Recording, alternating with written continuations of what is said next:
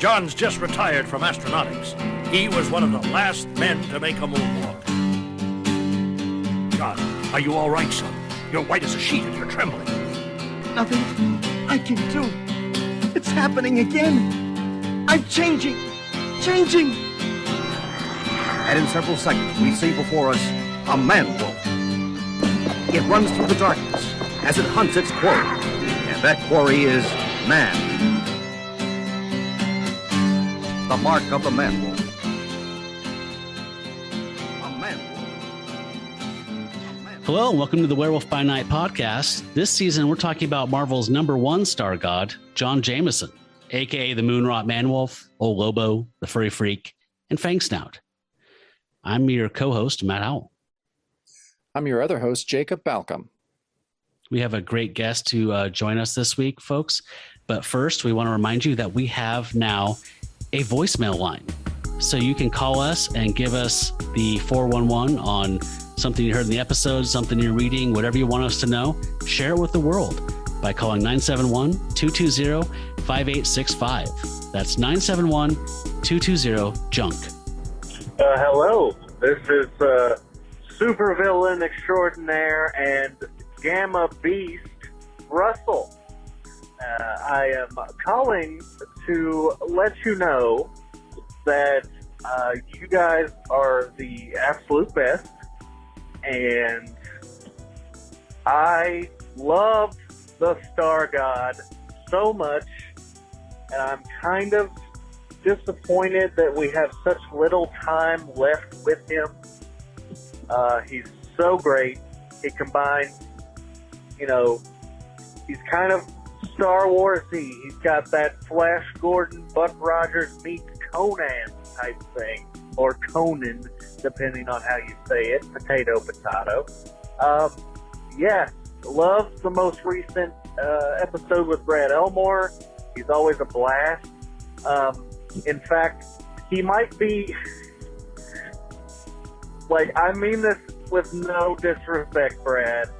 You are the funniest nitpicker I know, because it seems like you hate everything, but you're so funny about it that it's okay.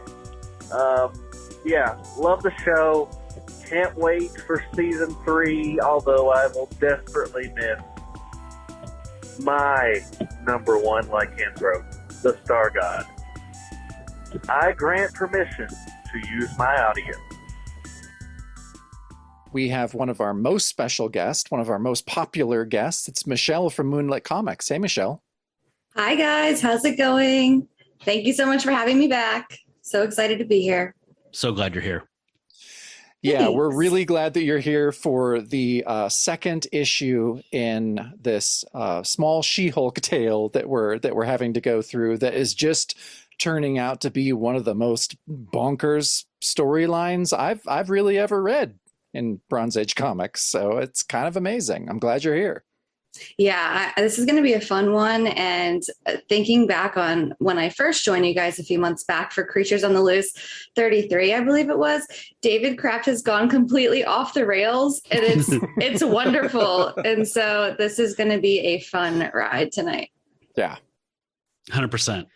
Yeah, I'm trying to think, can you, on a scale of 1 to 10, how bonkers is this for stuff you've read? I know you've dove into the Bronze Age, so you've read some weird stuff, but where is this sitting? Yeah, I mean, I love weird stuff, but this sits 9.5 out of 10. Mm-hmm. I was actually explaining the story to my boyfriend earlier, talking about the podcast and everything. The look on his face was priceless. I was like, I don't even know, saying this out loud just sounds even more ridiculous. Yeah. It's like a dream, right? When you're I don't know. Yeah. It's just, I feel the same way. I kept writing notes. I'm like, why am I writing about this? And then at one point, when it just gets to this vomiting of an explanation of the mechanics of this thing, my only note for that page is help. Yes. Yes. I think between the three of us, we'll be able to make some sense. But yeah, I mean, Kraft goes off the fucking rails. Like we talked about last issue. He had a month where he did acid a few times a day for 30 days straight. And I feel like that was in the late 70s. It was, it was deep into his Defenders run and some of the other things. So I feel like he was thinking about the Star God. He was thinking about his high school fantasy story that, that he kind of shoehorned the Star God and Man Wolf into. And I just feel like these two issues are an acid dream for him, are a total just hallucination. And they're amazing to read. Agreed.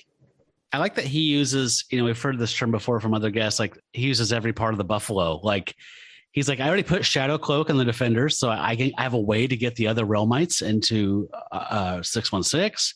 And, like this is all just like a means to an end for him to tell his story. He's like, yeah, it's technically a She-Hulk story.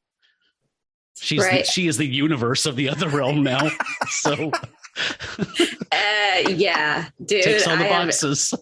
Oh man. Yeah. So good. Every part of the buffalo for sure. Yeah. And we were stoked on that last issue and this one to have Al Milgrom doing inks on the cover. And we mentioned briefly that you got a really awesome gift, but would you tell the listeners a little more in detail about that gift you got from friends?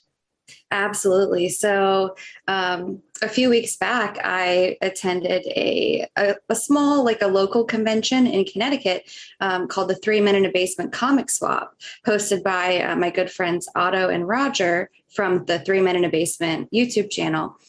Anyway, they put on a great event, lots of awesome vendors, friends. They had a DJ and food trucks, and it was amazing. But they surprised me at that event with a print. I think it's an 11 by 17 print of the inked version of Werewolf by Night 32, signed by Al Milgrom. And it says to Moonlit Comics, and then Al Milgrom. And I had no idea because they had been to another convention, I think a month prior, and they met him, had some books signed, and they kept this a secret from me until I saw them at the swap. And they surprised me with that. And it kind of made me tear up because it's such a thoughtful gift. I mean, Moon Knight is one of my favorite characters, and I've never met Al, and he's getting older, and just it was just incredible. And I can't wait to frame it and hang it in my comic room. And it was just so special to me. So yeah, love it. I would love to see a photo of that when it's framed and matted or mounted or whatever and in your room. That'd be so cool. Yes, I'll definitely share it with you guys. And yeah, like you said, he's getting on, and a lot of these folks that we are celebrating or either have passed on or are getting up there, and it's time to grab that stuff while you can. Like the Rose City Comic Con here in Portland, pre-pandemic, I went there like probably, 6 years ago, and Mike Zeck was there signing like big prints of like some of his, most famous, like that Captain America cover where it's him and Wolverine fighting, and the Punisher stuff in the limited series covers. And, he could sign them and personalize them to you. And I'm like, man, I should really get one of those. And I like walked off and was like, yeah, but it's like $80. And like, now I'm like, Mike Zeck could die anytime, and I'd be so pissed that I did not get that. So yeah, everybody get your art from your folks that you admire now. Totally. Time marches on. Oh, I do have not to be morbid. Right. Yeah, but it's so true. And, we've lost a lot of great creators over the last year, it's very month. sad. Yeah. The last 2 months. My gosh. Yeah. So it's definitely, it's time.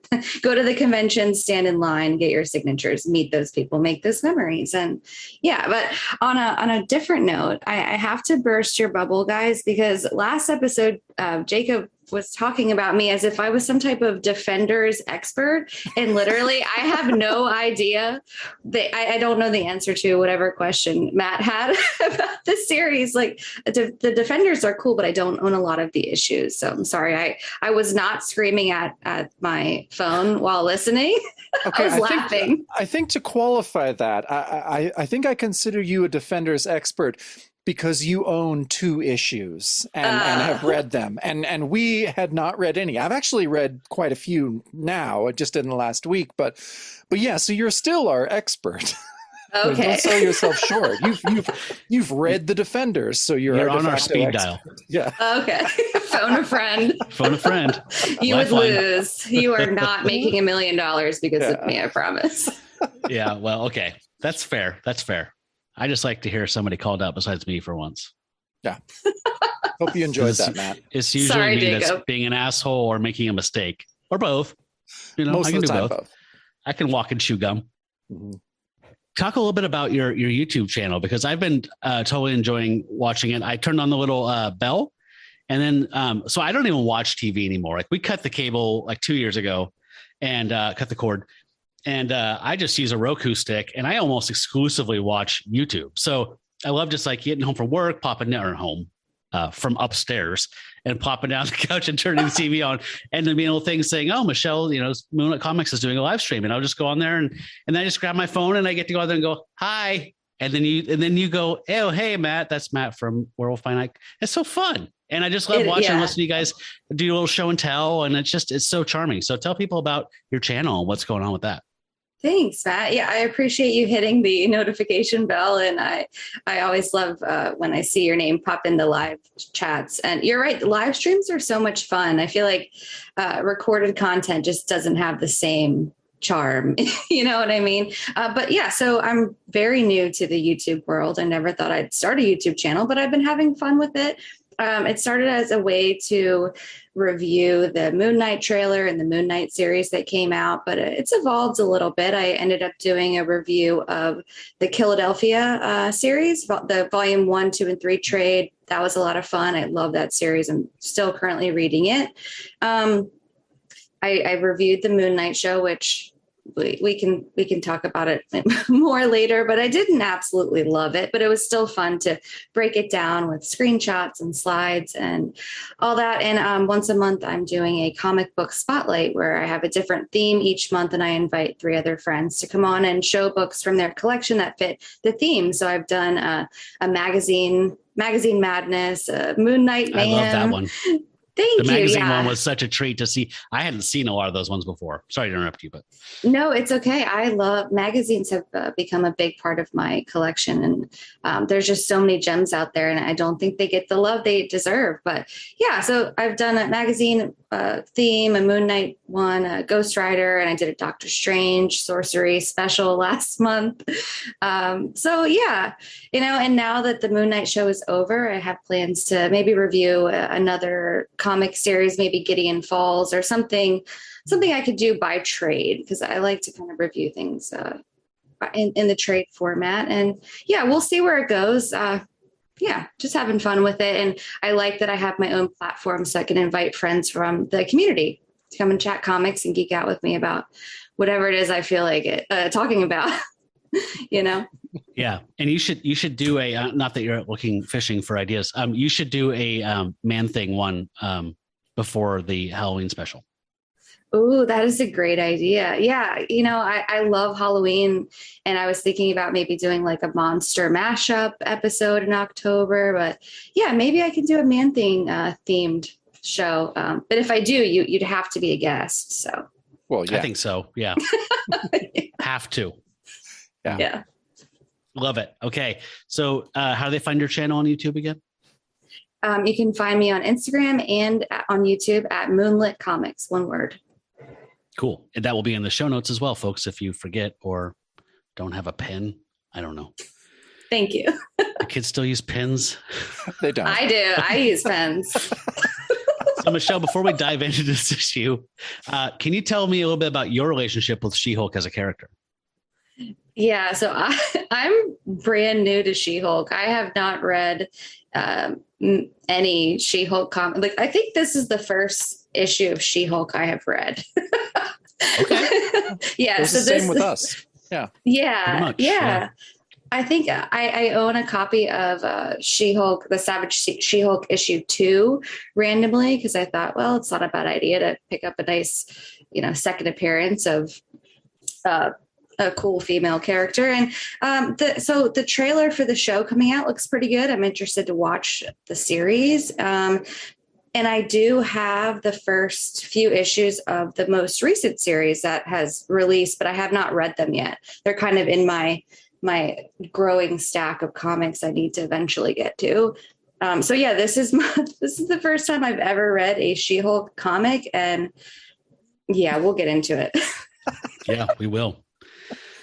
Well, good. So you're coming in a blank slate, more or less. I mean, you know her as a general character in the Marvel universe, like most people do. But I think she has a devoted fan base, particularly after her Dan Slott run. Dan Slott run from 2000. I don't know, 11, 5 or maybe even that late. I thought it was later than that, but yeah, that's a great run. And these 2 issues are the only issues of Savage She-Hulk that I had read. I checked out a couple earlier ones just to get some context, but I did like the Dan Slott run, and I think and John Jameson shows up in that, so it's worth checking out. Yeah, I think our Werewolf Wednesday pick is going to be that cover that says "I married a man wolf." That's like the wedding photo. Yeah. Have you seen that cover, Michelle? No, I have 2011. not. Yeah, it's awesome. It's adorable. Cool. Speaking of covers, we're looking at the Savage She-Hulk number 14, which has a pull date of March 1981 on it. And like last month, this was drawn by Mike Vosberg and Al Milgrom. And it is another trippy balls out cover. I hope you folks listened last week, because if you didn't, you're going to be more lost than you're going to be anyway. Yeah. So this one is wild. So we have a starscape, and the shadow of She-Hulk's like profile and hair makes up most of the black of the cosmos. So there's floating little planetoids around there, and standing hands on her hips is Hellcat on one of the little planets, or probably not on a planet, but just kind of like a figure floating in space. And then the midground, we have Steve Perry Man-Wolf singing, Separate Ways, or some kind of Journey song, like clenching his fists and just singing up at the microphone. And while he's in the foreground. And then we see Lambert's kind of face projected on top of a moon, looking like it's like looking up, like all spooky, like EC Comics kind of like weird lighting on him. So yeah, this one's fucking weird. Meanwhile, the She-Hulk I mentioned in the background is looking towards them angrily, kind of like, don't mess with me. It's a crazy cover. It says guest starring Hellcat and the Man-Wolf. And on the bottom, it says peril on a subatomic planet. Sorry. Jeez. Michelle, thoughts, feelings? Yeah, like I kind of dig this cover. Like it's really, it's bizarre, but it's neat. I don't know. For some reason, it feels very 80s to me, even though we're only in 1981, I think here. Mm-hmm. But I like the assortment of like sizes of the character. Like we have She-Hulk's giant face, like you said, that makes up the background. We have a mini Hellcat, a normal size Man-Wolf that just looks epic. And my favorite part is Lambert, just his face down there at the bottom. It really accentuates his mustache when he's just a floating head, right? Your eyes just go straight for that curly stash. 100%. Yeah, this is it has big like band photo vibes, or like album cover vibes of like a prog rock group. Like, if this is like Cheap Trick, like She-Hulk and Man-Wolf would be the 2 handsome people they always put on the covers, and then you turn the album cover around, and then there's like the ugly guy with the sweaters and the ugly drummer. That's Hellcat and Lambert. Like, and they're really small in the background. Yeah.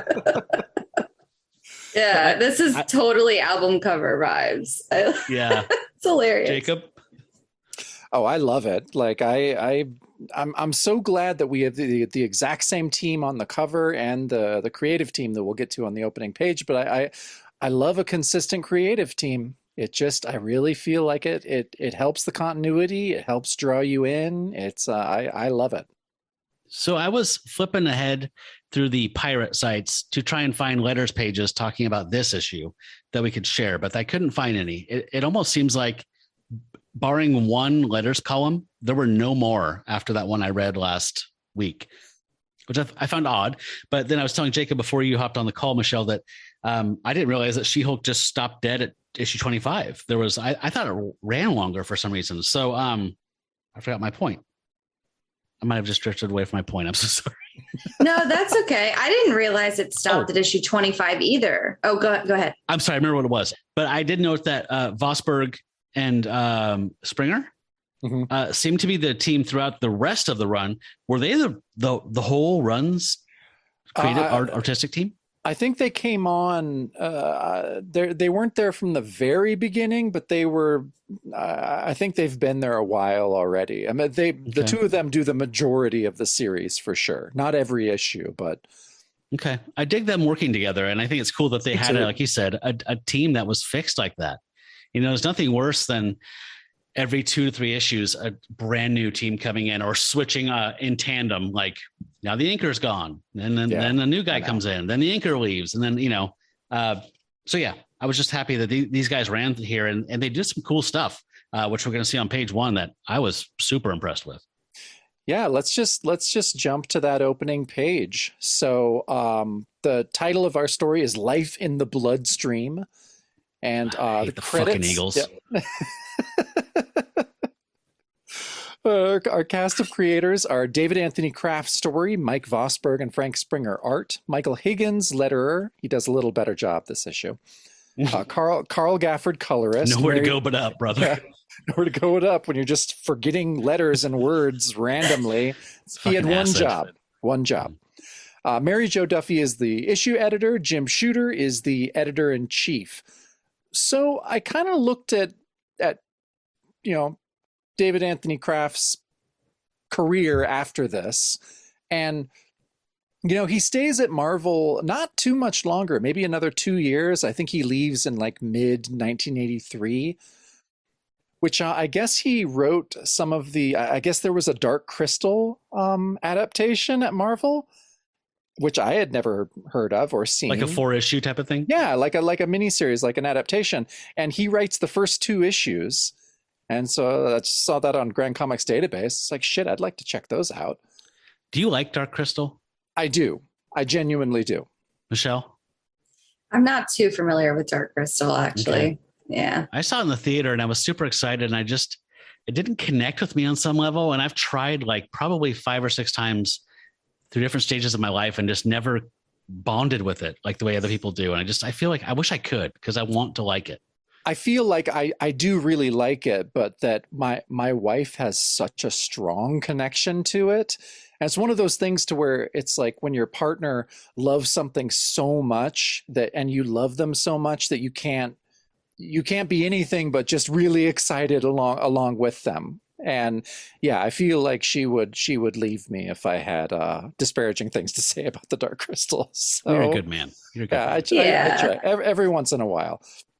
But after Kraft did that, he went over to DC and he wrote World's Finest Comics, actually, for, I don't know, maybe a year.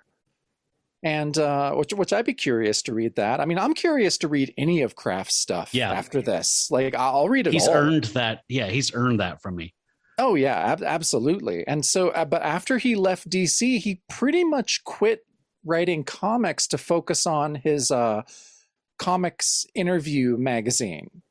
Yeah, and it ran for like 150 issues. I think it ran till like the mid 90s or something. Like, it was so cool. And he really threw all of his effort into that as he just wanted to document creators, and he loved interviewing creators. He did a lot of the interviews himself too. So I mean, it was his passion project. And I think we talked with Joe Keating and some other people about it, that Comics Interview Magazine is a hugely important fan magazine, really. I mean, it's a huge resource. I'm mentally adding that to my list of magazines to hunt for now, because I love the fanzines. I'm starting to dabble in those. So yeah. Wouldn't you say that that's probably largely what he's known for in the comics community as a whole? I mean, aside from these, yes. I know Defenders was a sustained run, but I mean, you say David Kraft, most people say Comics Interview. Yeah, because I mean, his full name is on every cover. It's David Anthony Kraft's Comics Interview magazine. So yeah, like Matthew Jacob Howell's Werewolf by Night podcast. Yep, that's you keep just backspacing that away every fucking time I publish it, which pisses me off. I understand. Now people know that I have your first name as my middle name. Yeah, that's one of our many strange connections. Now they can do black magics on me. Yeah, they can. That's all they needed. But yeah, so back to this opening page, kind of like what we saw on the cover, we get a full page illustration of She-Hulk with a lot of her body is colored in black, and it contains, the figures of Hellcat, Garth, Lambert, Gorjun, the Star God, and then, the title, Life in the Bloodstream, below. And this art team kicks ass. Like, I love the way they work together. Yeah, I absolutely adore this. I love this approach of having a stark white page with the silhouette of She-Hulk, and all that's not silhouetted is her face and her plunging neckline. But in the shadow of the rest of her body, it's like a punch out showing the cosmos and all these characters and environments where this crazy drama is happening. It's so cool, and I love that weird half drunk snow leopard version of Man-Wolf there, where he's kind of surly, like you kids don't get off my lawn. Yeah, but he's also like, wink, I was young too. Yeah, he understands. Have a Werther's. He understands the youth of today. Yeah. Have a fucking Werther's. Matt. Put his hat on backwards, like, let's rap, guys. Let's talk about today. I was so excited when I opened the comic and I saw this as the opening splash page. I knew you guys would love it as much as I do. It is fantastic. And I like that they left her face and her, her chest cleavage area like regular. And then it's just her suit or her outfit that's like kind of the negative space. It's really neat. I love this. Great way to kick it off, I think. Yeah, it's like these guys took like Kirby and Ditko and just like said, like, what if She-Hulk was eternity? Yeah, but eternity was the other realm. But that's what we've wanted, and so many kids, when college age kids started reading Marvel, and they'd read, Ditko and Doctor Strange and all this stuff, and they just thought that they couldn't believe that these creators weren't just taking acid every day. When, of course, we know that, Ditko is pretty much like the squarest guy on Earth. And but now we actually have creators that take a ton of acid, and it shows. And yeah, I'm glad we're at this point in Marvel's history where drugs have taken hold. Yeah. And wasn't I asking last episode, like, Joe Duffy is a woman, right? And you and Brad both confirmed, yes. Joe is for short for Josephine or something. Well, it's Mary Jo Duffy. Yeah, it says in the credits. Mary Josephine. So yeah, Mary Josephine Duffy. Yes. To her friends. Cool. Yeah. So I love this page. Can't say enough good stuff about it. I get kind of a dog following that because my next page is just a flashback. So it's all stuff that we saw last issue. So dear listener, if you didn't listen to last issue or episode, please check that out. Hold on to your butts. Hold on to your butts. But we do have a great moment here at the end when Richard Rory came from Florida and brought the pearl necklace that contains the Man-Wolf's universe inside of one of the pearls. And Zapper saw that exchange happen and he was upset. There was a really funny panel of him looking inside the window, like sub Archie, like super crude cartooning. And we got a redraw of it in better detail. The same expression, the same everything. I love it. That made me so happy. Yeah, it's not as funny. I like the crudely drawn one better. Like there was something about it that was so hilarious. Like Jughead Jones. Did Coke dealer. Did you? Jughead Jones's Coke dealer.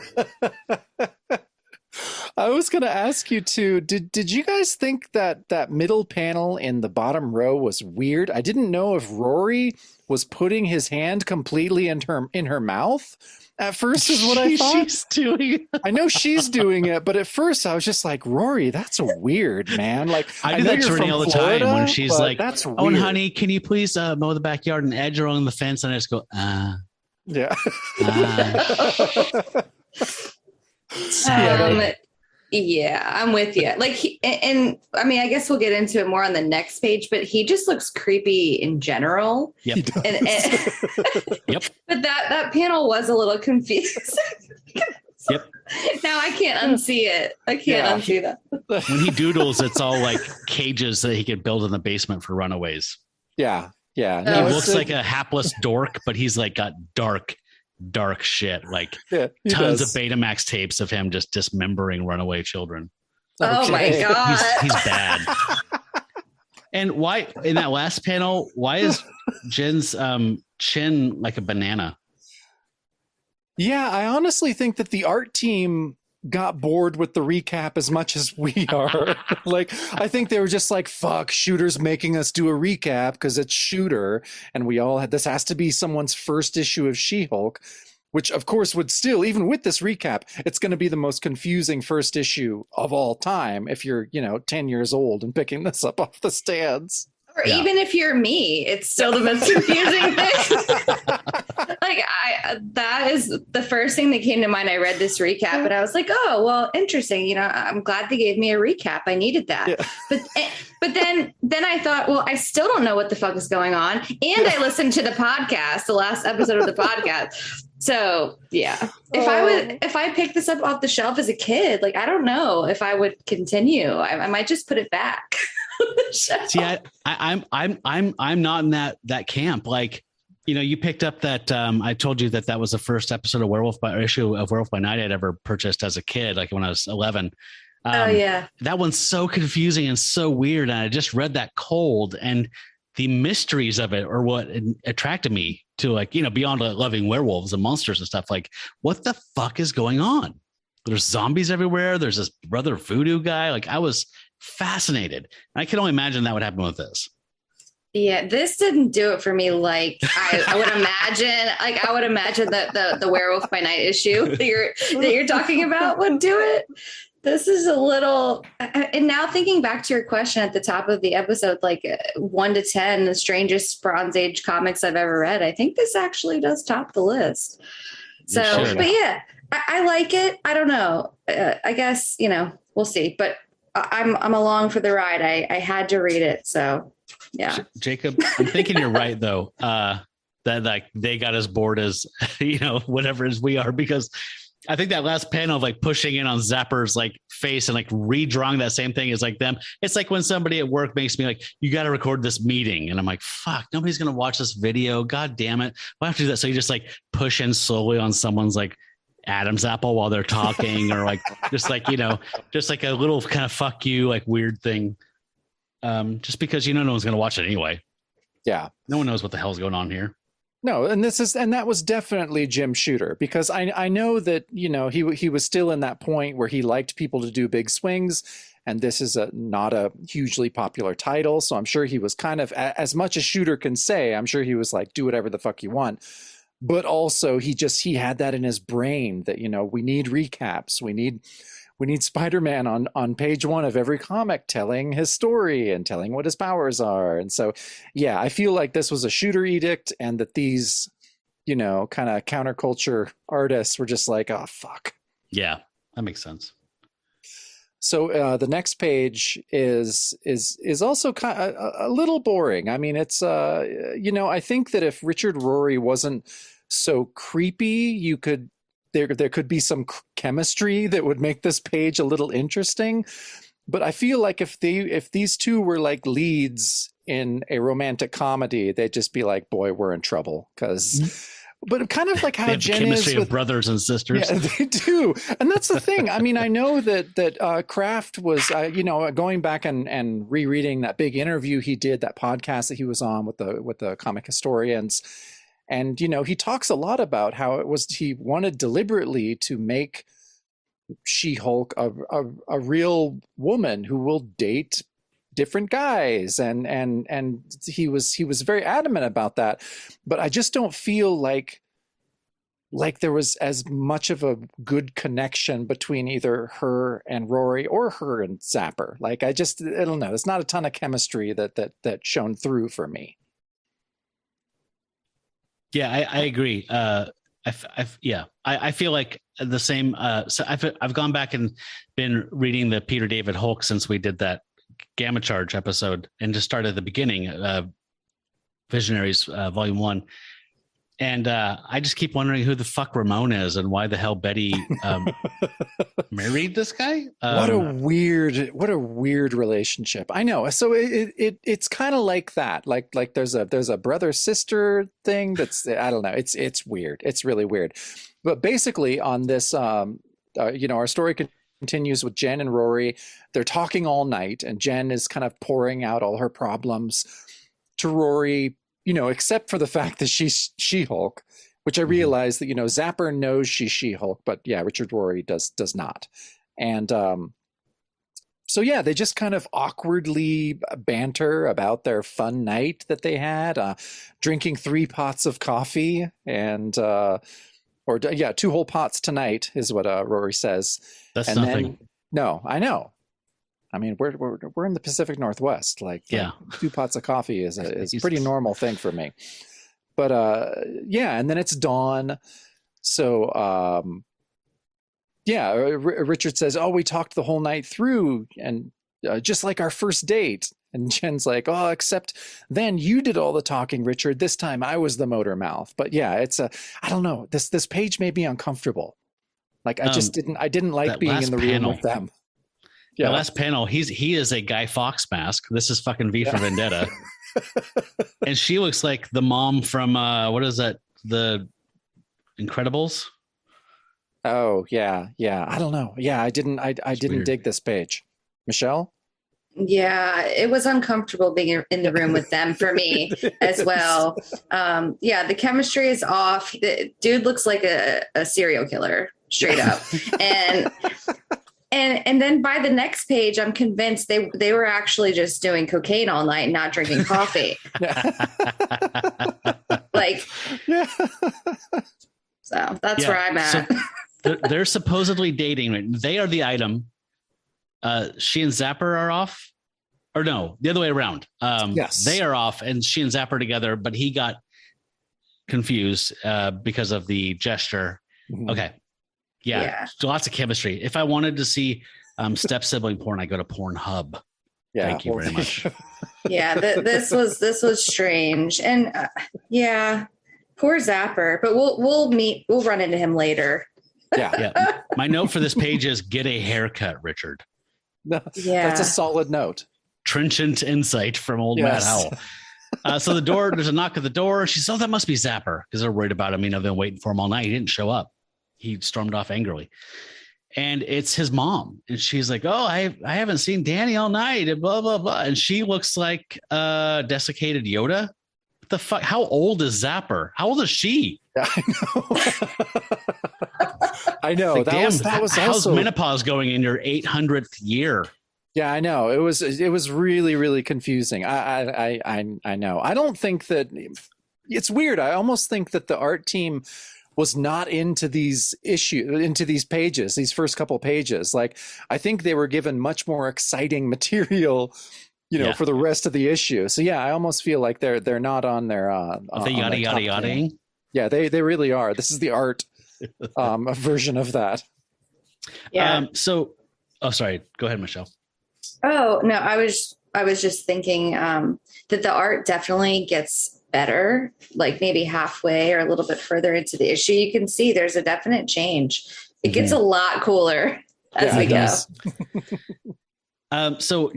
Zapper's mom is worried about him, and Jen's like, "You know what? I will go take a cab and try and go to all of our spots and find him." She's like, No. If you're doing that, just take my car, hon.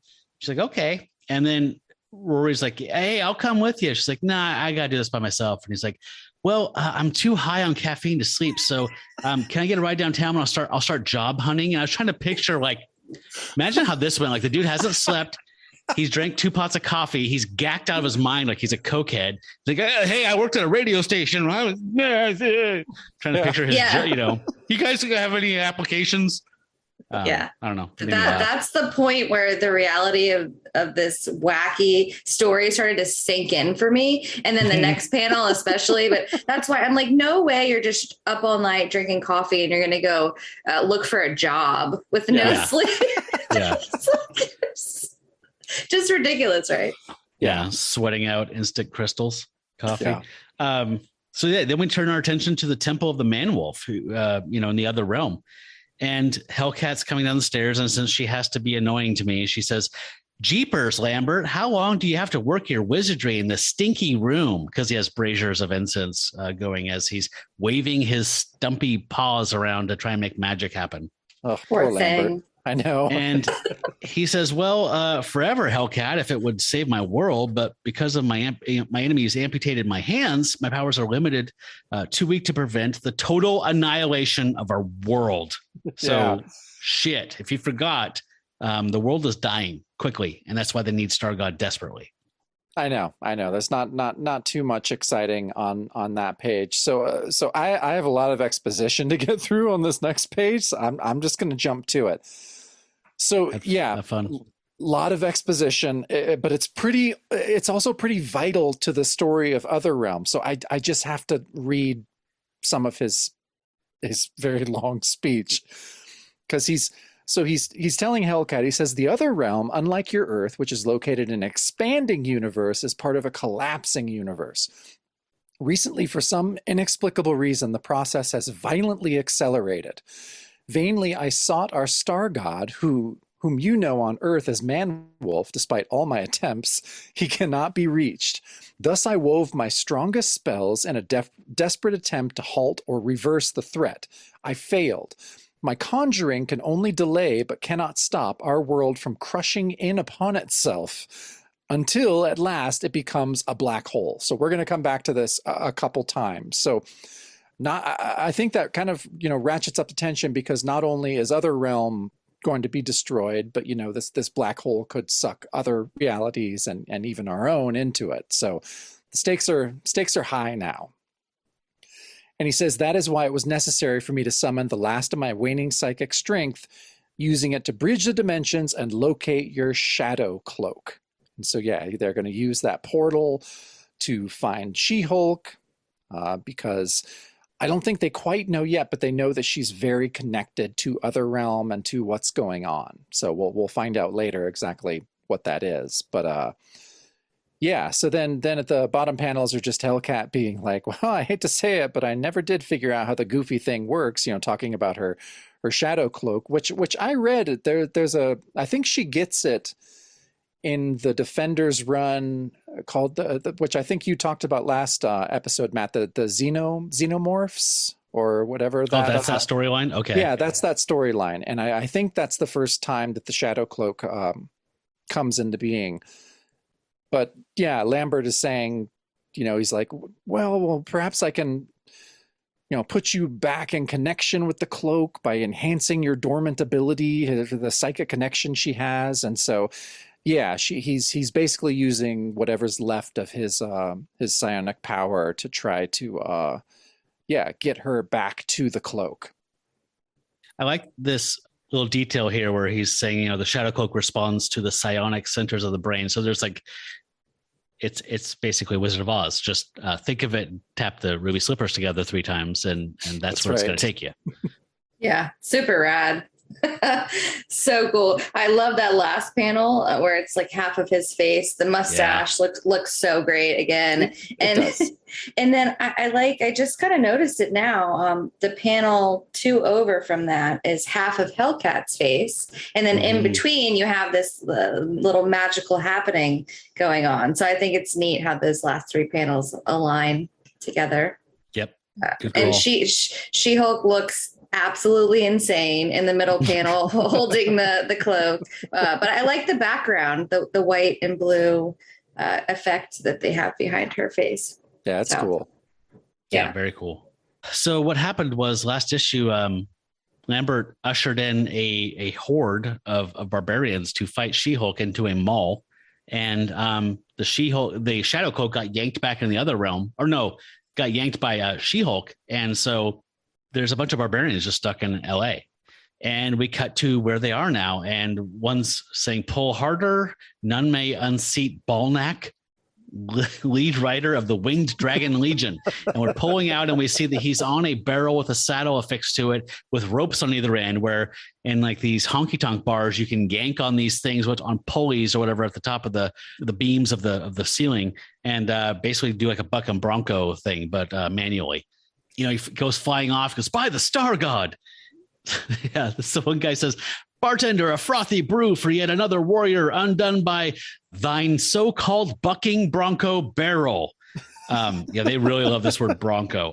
So yeah, the guys that got spilled, he's laughing and picking up his helmet. He's like, ha ha ha. And the bartender's just this brother who's like got like cool goggle shades on. He's like, nah, I'm coming. And so we see Garth and Gorjun drinking a beer, and they're sitting there talking about how, basically they've taken this bar over and everyone here is a hostage because they all came in here. I don't know. They smelled beer and mead, and they came in and then realized, oh, if like people see us, they can call the police, which would be a hassle, man. So let's just keep everyone here and keep drinking. So it's like, that's where Zapper, by the way, we see Zapper sitting with the bartender. That's where he's been all night. His mom's worried. He's been out drinking in a bar against his own will.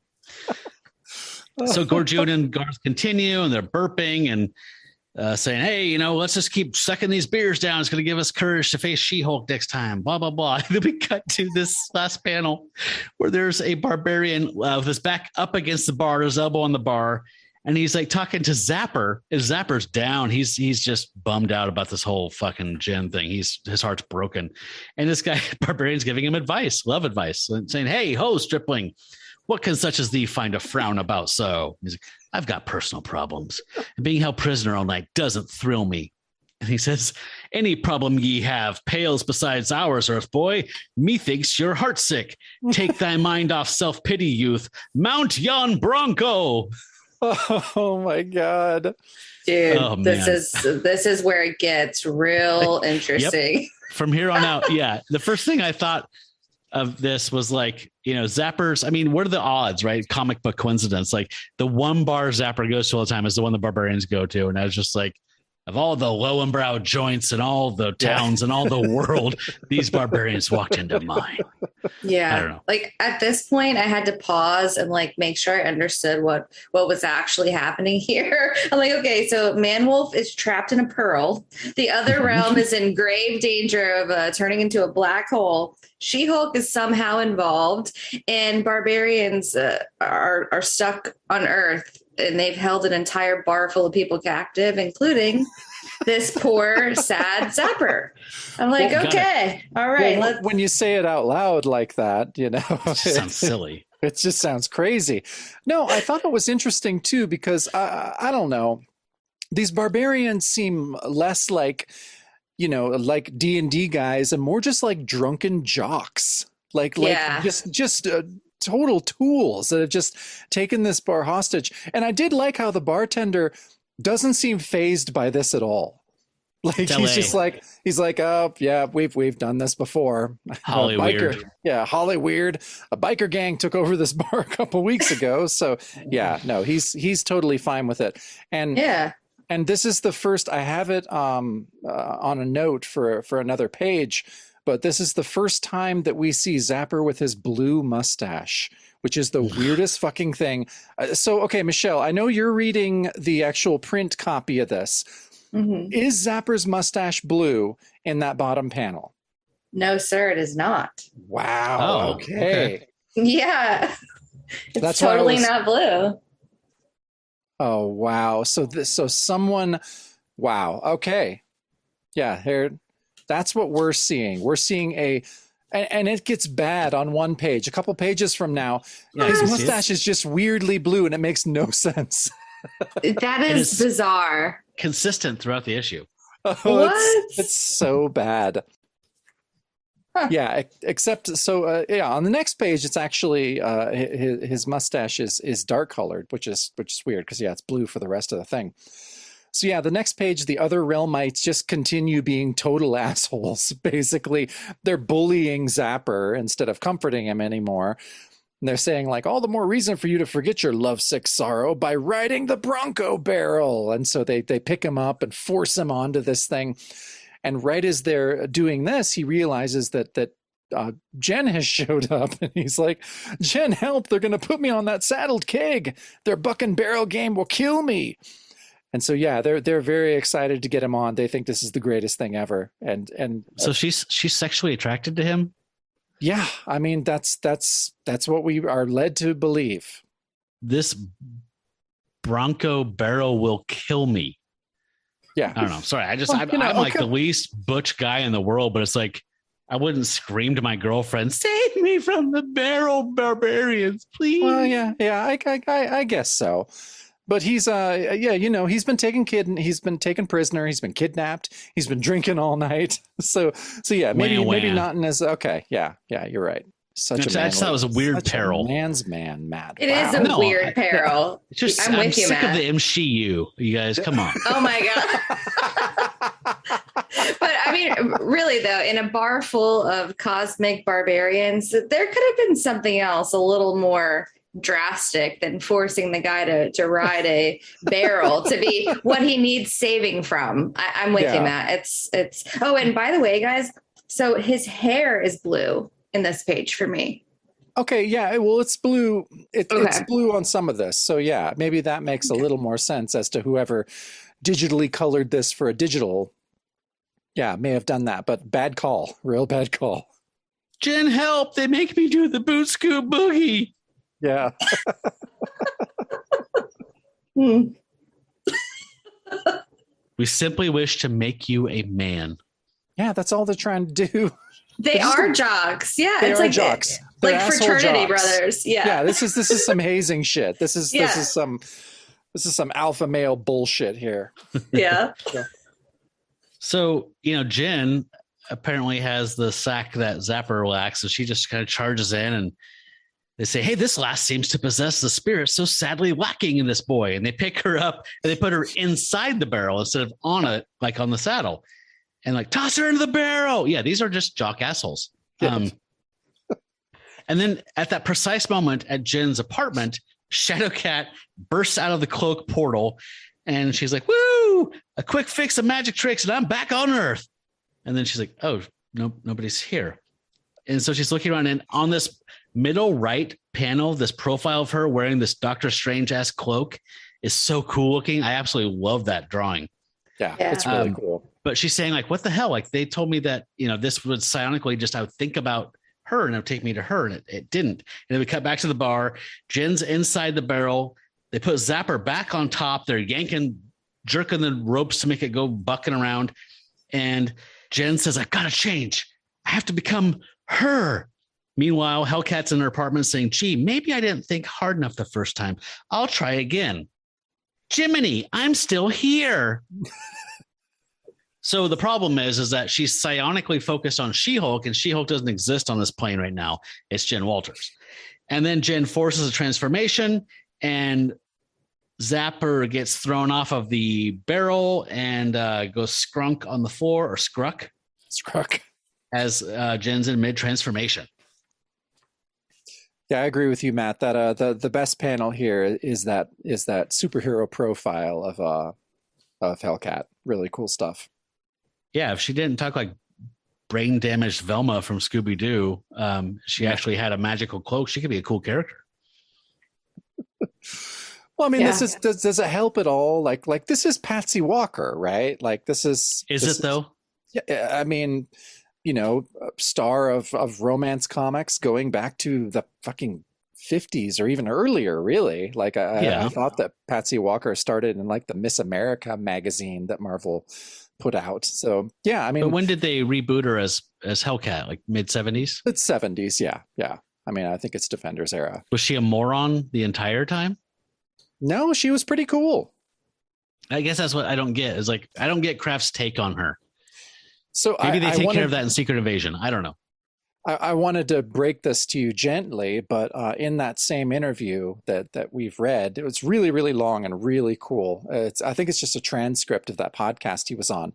Mm-hmm. He says that Hellcat was his favorite character to write for. Wow. Yeah, okay. Yeah. So take that. Take that, Matt. Yeah. Take that, Matt. Your Hellcat hatred. So hatred's a strong word. Well, I don't know. She looks cool. She looks very cool. She has a shadow cloak. She just says jinkies a lot. I get it. I think I read earlier appearances of hers. I was like, oh, I like her. But this one, I just was like, I don't know who this is, and I do not like this person. Okay. Yeah, you made that pretty clear last episode. So yeah. Well, it seems like her dialogue was worse last issue. it was. Her dialogue's much better this issue. You're right. Yeah, You're right, Michelle. Yeah. It's still a little cheesy, and I can is. see. I mean, well, totally cheesy, Okay. but it seems better. I'll let you take what is page 18 does, where she says hot ziggity, and you can just tell me how fucking cool she is. No, that's why I was. None was of so us excited. said that. Yeah, none of us said that. But I will say that when I read that line of dialogue, I had to check. I'm like, that's Matt's page, right? And I was like, oh, sweet, it is Matt's page, and that made me smile. So, but on the next page here, I actually think this page is really great for a lot of reasons. The top panel shows the barbarians laughing as like zappers thrown from the Bronco barrel. And they're like, by my beard, the youth aspires to be a bird. Remount him on the barrel. Mayhap next time he can soar even higher. Yeah, their ye olde English is so bad. I never thought, like Thor, Stan Lee Thor language could sound so highbrow compared to. You miss it. Yeah, I do. I miss it. Verily indeed. But so then this panel of She-Hulk, breaking, because she's transformed in the barrel, she's breaking out of the barrel. She's like, forget it, Buster. You had your fun. Now let's see how you like it when I bust this party wide open. And it's a cool action panel of that. And it says Dakum. And I do like that on the left, it says DAK, which is, David Anthony nice. So, good eye. So I thought that was cool. And what I liked just as much as the action panel of She-Hulk breaking the barrel is the next panel, which is kind of the same drawing that we had on the first panel of all the barbarians, but now their faces aren't like shit-eating grins anymore. Now they're like, oh shit. They say, it's her, the Emerald She-Savage that humiliated us. In the name of honor, attack. And then this other kind of goofy looking schmo is like, nay, in the name of safety, retreat. And so they all run away, which I thought was actually a pretty funny comic beat. I was just like, that's pretty solid. Like this whole page is really pretty well done, storytelling wise, art wise. And then after they run off, she looks like, you all right, kid? And Zapper's on the ground being like, you really do care about me. She says, sure I do. Get down and stay down. I'm going to finish the fight these guys started once and for all. And she picks up one of the barbarians. He's like, no. I loved this page. I thought it was great. Why does she call him kid? I don't know, because she's 3 feet taller than him. I mean, she doesn't change personalities, right? She doesn't have DID. She's No. She's Jen. Yeah, I don't know. That's just odd.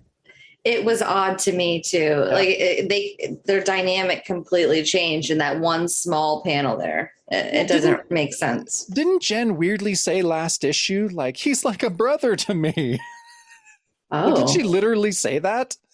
That was about Zapper, right? I think you're right. I thought it was. It may have been about Richard Rory, but I thought that she said that, and we pointed it out. I think it was about Richard Rory. Okay, maybe it was about Richard Rory. Okay. But I mean, their relationship's so weird that her calling him kid doesn't faze me at all.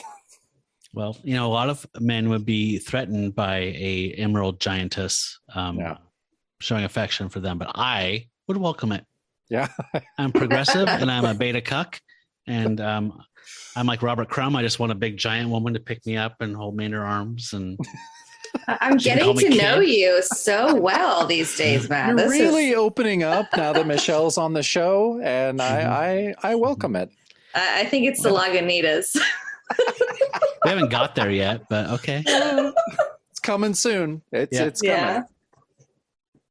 Yeah. So then she's unleashing her wrath on these guys that she started last issue, and she's making short work of them and throwing them around. And then because she has become She-Hulk now, psionically, the Shadow Cloak can take Hellcat to her, which it does, or about to. She says, I'll give this doggone cape one more chance. And if it doesn't, yippee, it's working. I'm scooting to the She-Hulk.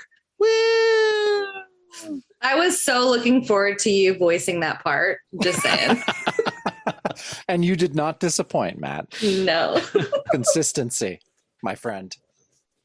Yeah, I like this page. I love that action panel, that third long. I like this. It's all, it's like 4 rectangular panels, and that one where she's just beating the shit out of like 3 guys. Yeah, that's rad. Holding one guy above her head. I love it. The She-Hulk action is really good in this issue. Yep. Her face, though, it kind of bugs me that her face changes so much. She looks like different people almost. Like if you look at the panel where she's, the Dacoum panel, she looks like a completely different woman. I don't know what it is. Maybe just the subtle details just change her entire appearance. I don't know. I mean, I think that's a real fair point. I think that's one of the inconsistencies that this art team does, at least especially in this issue. I didn't notice it as much last issue, but I noticed it last issue. The face is very wildly fluid. Yeah. Yeah, she looks like Michelle Rodriguez in the Dacoum panel. And then she looks like, I could cast each panel all day. I'm not gonna. Okay. Oh, maybe save that for the bonus episode for all of your Patreon subscribers. Be careful what you say, Michelle. You're one of them. Yeah, that's true. Hey, I wouldn't ask for anything I wouldn't thoroughly enjoy listening to. On the next page, Hellcat blips into the fray. And yeah, what does Garth say? Oh yeah, Hellcat's like, there you are, cuties, howdy. Garth's like, Gorjun, the wench we captured has escaped. I love Gorjun's like, nuts, we're really in for it now. But then she shows them that no, she's on their side now. She says, hold my shadow cloak. This kind of fight is right up the happy-go-lucky Hellcat's alley. She's even admitting, Matt, that she's happy-go-lucky. So, I mean, she's self-aware. I know the shotgun's in your mouth right now, but, this is funny. So she says, you betcha, Lambert set me straight. Stand back, it's high time the Hellcat showed you how to snare a She-Hulk. And then she just starts fucking with She-Hulk. And I forget that She-Hulk doesn't know who Hellcat is. Yeah. So she's just like, who are you? Get out of here. I'll tear you apart. And then, she's like, yeah, you can't smash what you can't catch. That's her shtick. Being annoying, Matt, is her shtick. That's part of her personality as a superhero. Oh, Tom Green. Yeah. It's very dated reference, but I'll take it. Okay. Or anyone that's an influencer on social media. Sorry. Yes. Modernized. Yes, modernized, my friend.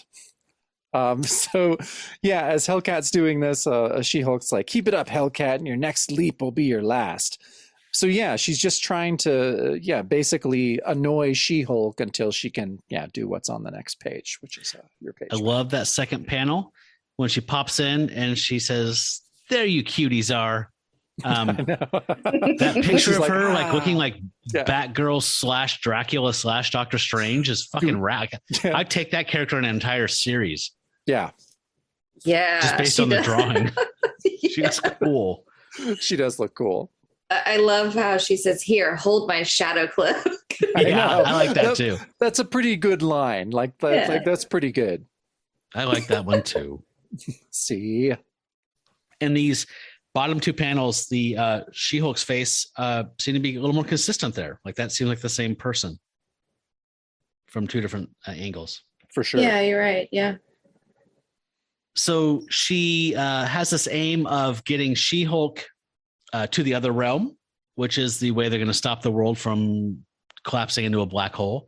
So she kicks She-Hulk into the shadow cloak that Garth and Gorjun are holding for her. They're stoked about that, and they say, come on, soldiers, we got what we came for. Let's scram. And all the drunk dickheads all jump into the shadow cloak to go back to the other realm. And the bartender's like, hey, thanks for getting rid of them, lady. Here, have a drink on the house. But she declines because she's on duty. And Zapper's like, where did they take the She-Hulk? And he looks exactly like he did in that weird panel on the last page of the last issue. Oval mouth, Yeah. And Hellcat says, well, she's in the other realm by now. She would assume if everything was what it should be. But everything is getting weirder. Yeah. It's getting so much my weirder. help page is coming up in a couple pages here. Oh, I can't. I will need your help. Yeah, I cannot wait. This was the point where I'm like, I can't believe you guys made me read this. No, not yet, actually. Give us a couple pages and then it's like 2 or 3 pages. Yeah. And then your mind just kind of explodes. One question. So up until now, we don't know, does nobody know why She-Hulk is involved with this?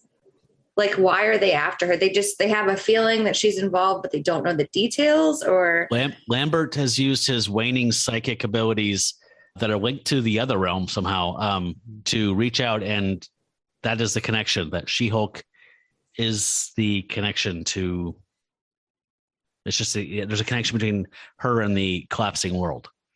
Okay, but they don't know what it is yet. They don't know specifically what it is yet, but they know that she's involved somehow and that she's key to finding out what's happening with the other realm. Cool. Yeah. Okay. Thanks for clarifying. So on this next page, this is the biggest offender for Zapper's blue mustache. His hair is black. His mustache is bright blue. And it is in the original issue. Oh, okay. So there is some kind of precedent for. Okay. Oh, look. Okay, that is just blue. Yeah, super blue. And our band will be called Zapper's Blue Mustache. Oh, well, there you go. I love it. Oh, yeah, that's great. Zapper's Blue Mustache. And what was the song we were going to do from the Gamma Charge podcast? The Bass of Spades. About gamma bass. Matt, this band and these songs are writing themselves, so we just have to get on board. Well, once you tap into the collective unconscious, that's how art works. So yeah, Zapper and his blue mustache are on the ground, and he sees the pearl necklace. So he's like, "Oh, this necklace! It's the one I saw Rory give to Jen. It's all that's left of her and She-Hulk," because he thinks She-Hulk's gone for good. And then he's having this real sad moment, and Hellcat has her hands on her hips and is like, "Guess it's time for this girl to vamoose." And Zapper's so sad. He's like, "No, it's not. What about the She-Hulk? You can't just abandon her like that. Don't you care?"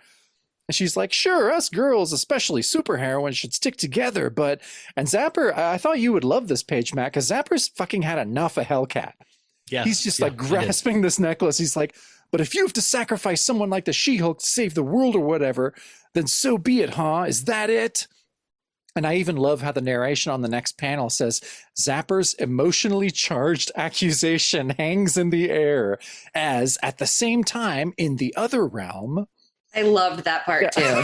That was a great addition. I was like, yes.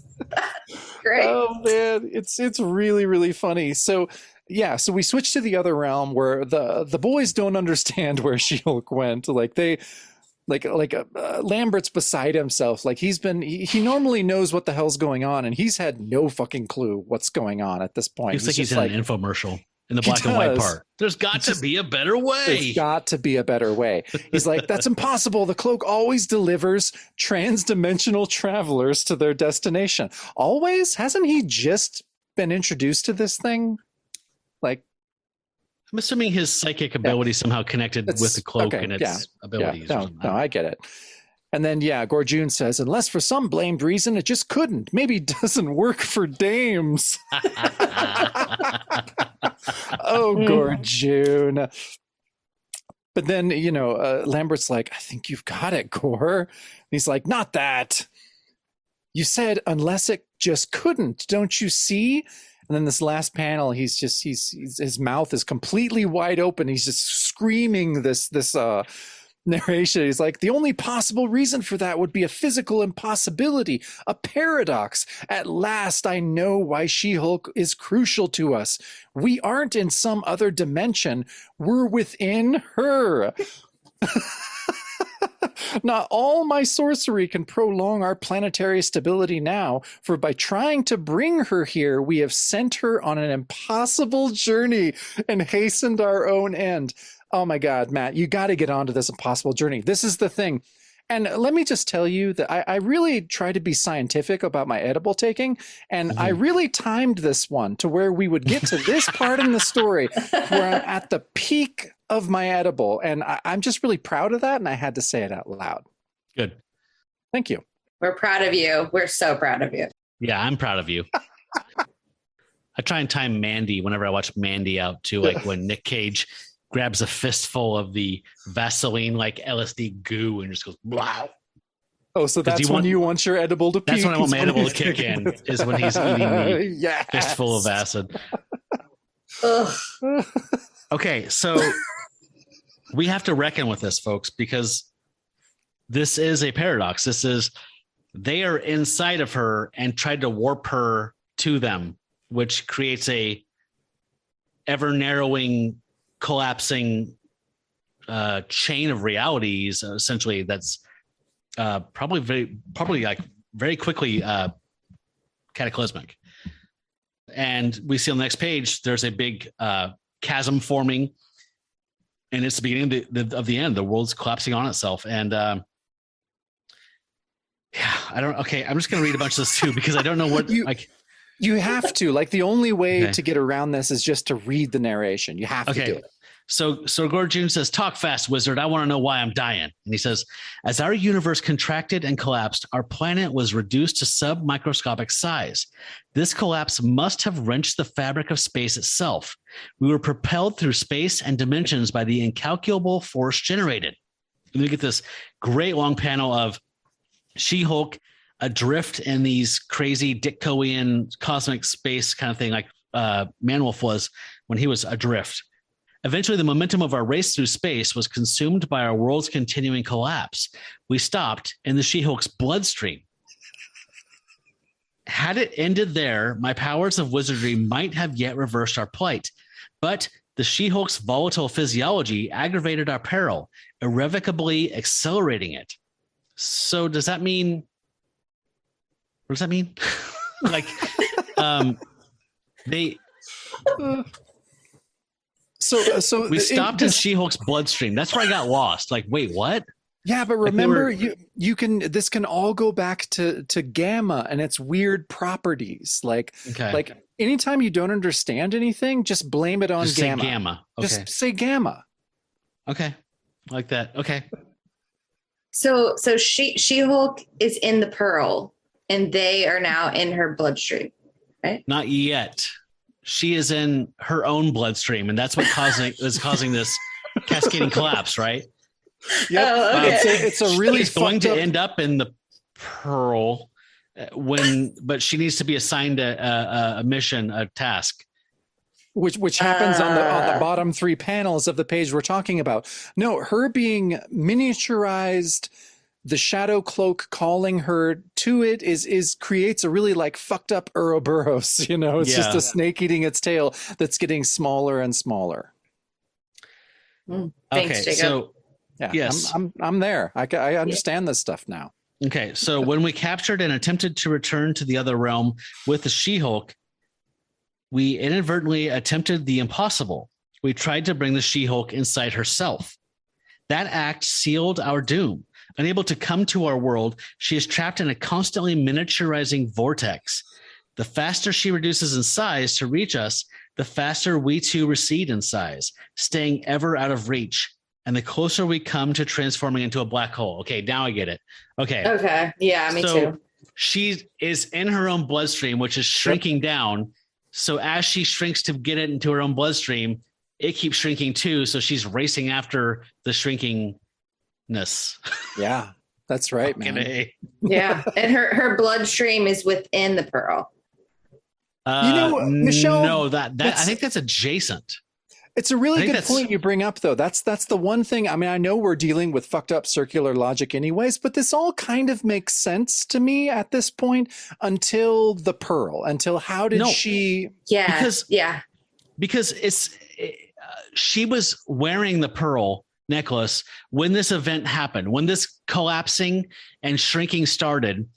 It was drawn to her through the cosmos, and she was wearing the Pearl necklace. So when that cosmos collapsed inside of her and in her bloodstream, there was an adjacent distant galaxy in that cosmos that was the radio planet world that Manwolf went to. Okay. It's just proximity. It has nothing to do with Gamma. It was just like she was wearing the necklace. It's shrinking, coming towards her like gravitational pull.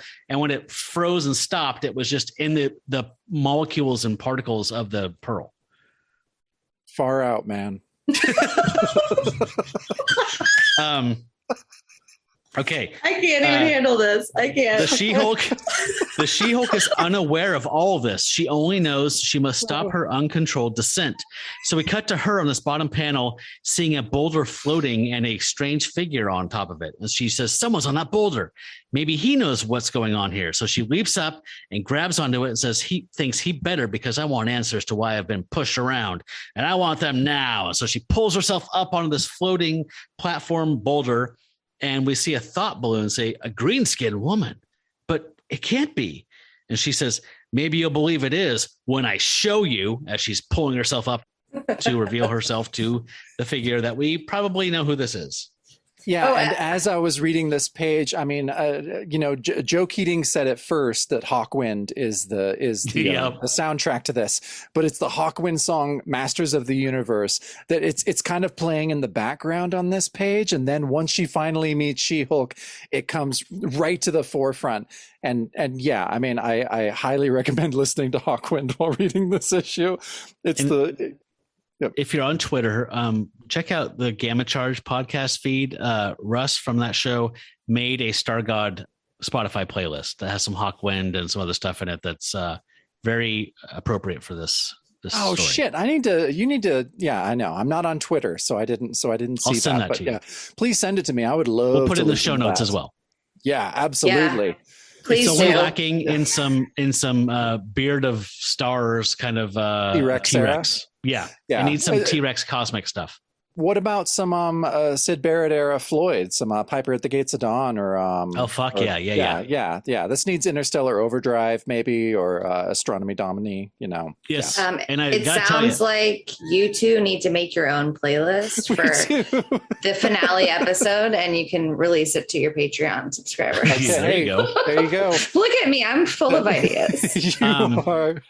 Yeah, and I gotta say, I found that German prog band Werewolf, WERWOLF on YouTube. Their full album, self-titled. Have you listened really to that yet? Good. It's I so really good. like it. I want to buy it. Yeah, I know, but it keeps growing on me. Yeah, but I went on Discogs. I'm just like, oh, this can't be that much money. It's like $500. No way. Yeah. God damn it! Wow.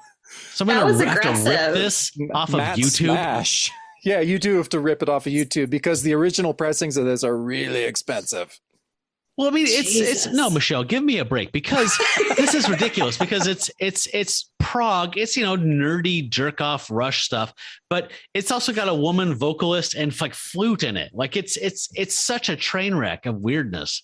Well, you're just making it sound better. Like what? Fine, now it's $700. Yeah, no, it is. I mean, it sounds cheesy, but the album is actually really good. Michelle, you got to check it out. It's on YouTube. Yeah,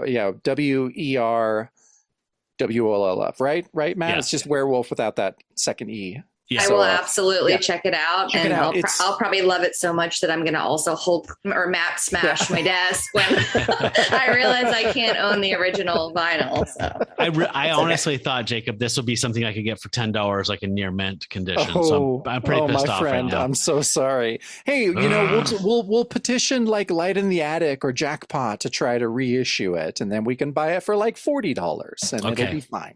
I would buy it for $40. I would too. So, okay, but we basically reached the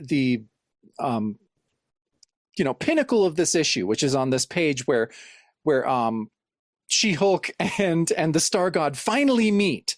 So, Jen lunges at him as John, says, wait, I am the man-wolf, the Star God of the other realm. I was searching for my world. My senses told me my quest was almost over. Now they tell me that the other realm and you are one and the same. How can that be? And she's just like, I don't know what the fuck you're talking about. you're this werewolf in a barbarian costume. You keep spouting shit about other realm. And so she just wants to punch him. And so she's like, I don't know what you're talking about, but if you expect me to fall for it, forget it. Tries to punch at him. And she's like, oh, I missed. How'd you move so fast? And I love his God. His flex here is amazing. He's like, I wear the Godstone, She-Hulk, a gem which endows me with all the awesome might and speed of a barbarian deity. On this plane, I am a god. Do not incur my savage wrath. And so even though he's talking real big, and he then kind of thinks to himself, he's like, I don't dare exert my full strength. That would kill her. Somehow I have to discover why she's connected. And so, there's not a lot of people that can beat the shit out of She-Hulk, but Stargod kind of does it here for a while. Handily. Yeah. He's pulling back. He's pulling back. And yeah, like we've talked about on previous episodes dealing with the Stargod, we love it when he basically admits and acts like a fucking deity. Like he's just like, no, I'm a god. It's amazing. I love it. I love his confidence here. This is fantastic. And this is probably my favorite part of the issue. They're meeting, and the art, the colors, especially of the background and stuff. I love it. Yeah, I totally agree. So yeah, they're fighting, but this isn't just a normal fight. Yeah, in the background, it's Ditko, but even crazier than Ditko in a lot of ways. And I think you're right, Michelle. The colors have a lot to do with that. They work so well. The purples and blacks, especially in those in that first and fourth panel. Right. It's so cool. I mean, the colorist was wise to say, okay, so there's a green giantess and a green clad barbarian deity fighting in space. The background should probably be purple. Yeah. And it works. It works. Color theory. Nice choice. I will say, I think this is about where the art starts to change up for me a little bit before this, like right when She-Hulk goes into the shadow cloak, that's where I can see a big shift for the better. And this is like the peak for me here. So cool. Yeah. So yeah, She-Hulk actually lands a punch to the Star God and says, I don't care what you say, what you say you are. No one orders the She-Hulk around. And I love the bottom narration is great. It says, as they fight, they are swept deeper and deeper down the vortex and closer to the moment where the other realm will become a black hole and will destroy them all. Ah, God, I love this issue. So that's arranging deck chairs on the Titanic, right? Do this knockdown drag out on a rock floating through a collapsing universe into a black hole. On a pearl, by the way. Yes, inside of a pearl. Of a pearl. That last pearl. panel. The pearl messes me up every time I start to think about it.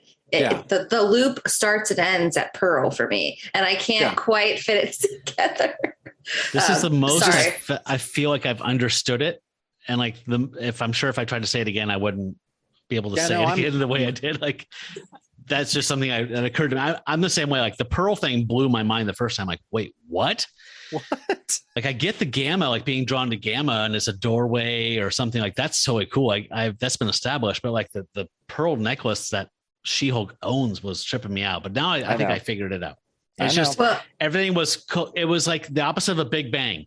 Everything's collapsing and forming a solid, and that part of the cosmos that happened to land inside of the atoms of the pearls.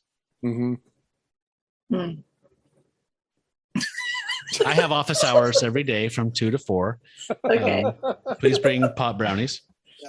I love that last panel so much. Oh, it's so that good. Is the most badass drawing of She-Hulk, like punching up just like a Spock. And he's letting himself, be hit and they're in weightlessness or whatever. But still, she's still badass here. So cool. I love this next page. They continue their fight, and he thinks maybe I can knock her out with one of these lifeless spheres. So there's these planetoids just floating around like mosquitoes. And he's like, I'll just pick up a dead planet and throw it at her, and that'll stop her. And then that misses, and she's like, nice try, but you won't get a second chance like that. And then suddenly Hellcat pops in, boink, time out. And She-Hulk says, it's that crazy girl in that cat costume popping out of thin air. Your fancy tricks won't stop me from smashing you too. And she says, wait, hold your horses, She-Hulk.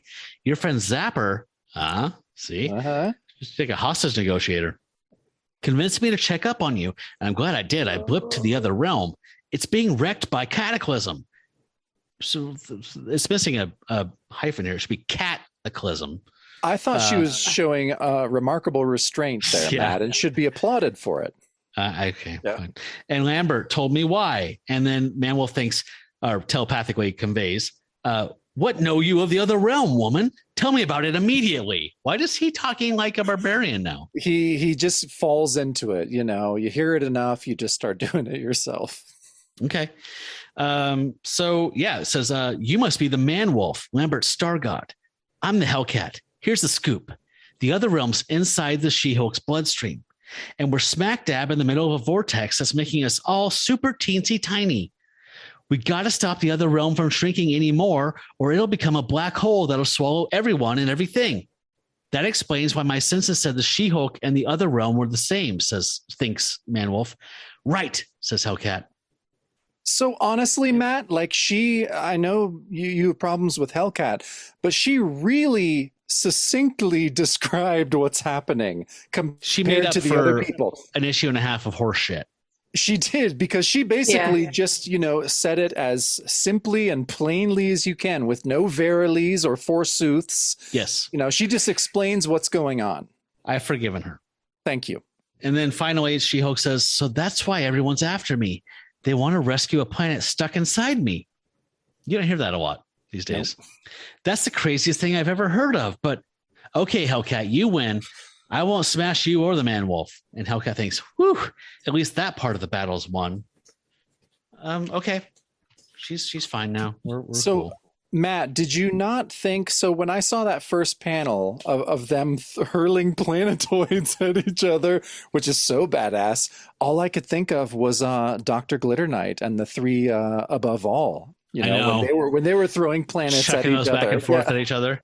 And I love that next to last panel of the page, when Hellcat's still explaining things, and like She-Hulk's just holding onto a planet, like pausing with it's like a dodgeball. Like, all right, yes. I'm gonna hear this out. Oh yeah, this issue is just becoming the most fun. Yeah. So it's okay, awesome. Man, I get the pages with the giant exposition that cannot be summarized. This is like the third one I've gotten this issue. Okay, so all right, the Star God has it all figured out, but it takes a lot of words. So he says, I think I have the answer. And this is a very convoluted, deep answer. How do we get the world out of She-Hulk's body? Yes, to how we figure this mess out. And he says, I think I have the answer. All matter and energy is made up of vibrations of various intensities. If I can return to the other realm, harness the vibrations trapped by the intense gravity fields surrounding the world, and beam them out, releasing them, it would reverse the phenomenon. He says, there's only one way. There's a crystalline world near here on which I built an enormous planet-spanning radio. The She-Hulk must go there, hold the broadcasting jewel above her head, while I, on the other realm with her, focus the vibrations of energy into my Godstone and shoot them through the jewel. It's obvious, guys. It's so obvious. Hello. Like, he shouldn't even have to say this. He goes on to say, if it works, it will be like the pinprick in a balloon releasing the ultra-compressed energy into the uninhabited crystalline universe, and the other realm, under my direction, will rocket to another safe location. It's a very easy plan. Okay. I think I got part of it that I didn't get the first two reads. Let us know. So I get what he's saying. Like, it's just poking a needle into a balloon, and all of the whatever's inside the balloon, which is gas, comes out and occupies a new space. And he's saying, I found this pocket universe that is this crystalline world. We can force that world into there, and it can occupy that space and stop collapsing. He's right, but he does not realize that the crystalline world is a pearl. So there's still, it doesn't solve all the problems. It helps with the cataclysm. It gets him out of She-Hulk's body and into an adjacent space. It was adjacent when she was wearing it, but it doesn't solve all the problems. But he doesn't know that yet. He's a god, but he's not a super god. He's a demigod. No, he's a god that in the end needs Zapper. Take that. Yeah. Zapper. Yeah, needs 20-year-old jealousy rage. He does. And that solves everything. Doesn't that always solve everything, Matt? Yes, and I love that hungover coyote version of Man Wolf as he's explaining this. Like, all right, I think I got this figured out. Yeah. Here's the fucking deal. Yeah, he does not seem happy at all. He's as tired as we are at this point. I was just gonna say the same thing. He was so tired from explaining all that to the reader. Yeah, he's beat. He's done. Yeah, it's so much. And of course, I mean, Hellcat is the true hero of this issue. She just rolls with all this shit. Her first word is super. Just tell me where the radio world is, and the She-Hulk and I can bop there through the shadow cloak. So, she's up for whatever. Because of crosstops. Yeah, because Mama's little helper. Because of 70s drugs. And Star God says, I can mentally implant the image of it in your head. Would that do? She says, okay, Man Wolf, I got the picture. Think of the other realm. Leap through my shadow cloak, and you'll be there in the blink of an eye.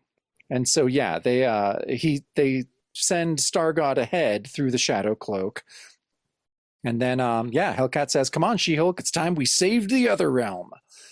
And I like how She-Hulk has heard all this, but is still kind of pissed off at Hellcat. She's like, just remember, Hellcat, if this is all a trick, you're dead. Which I did kind of like. Yeah.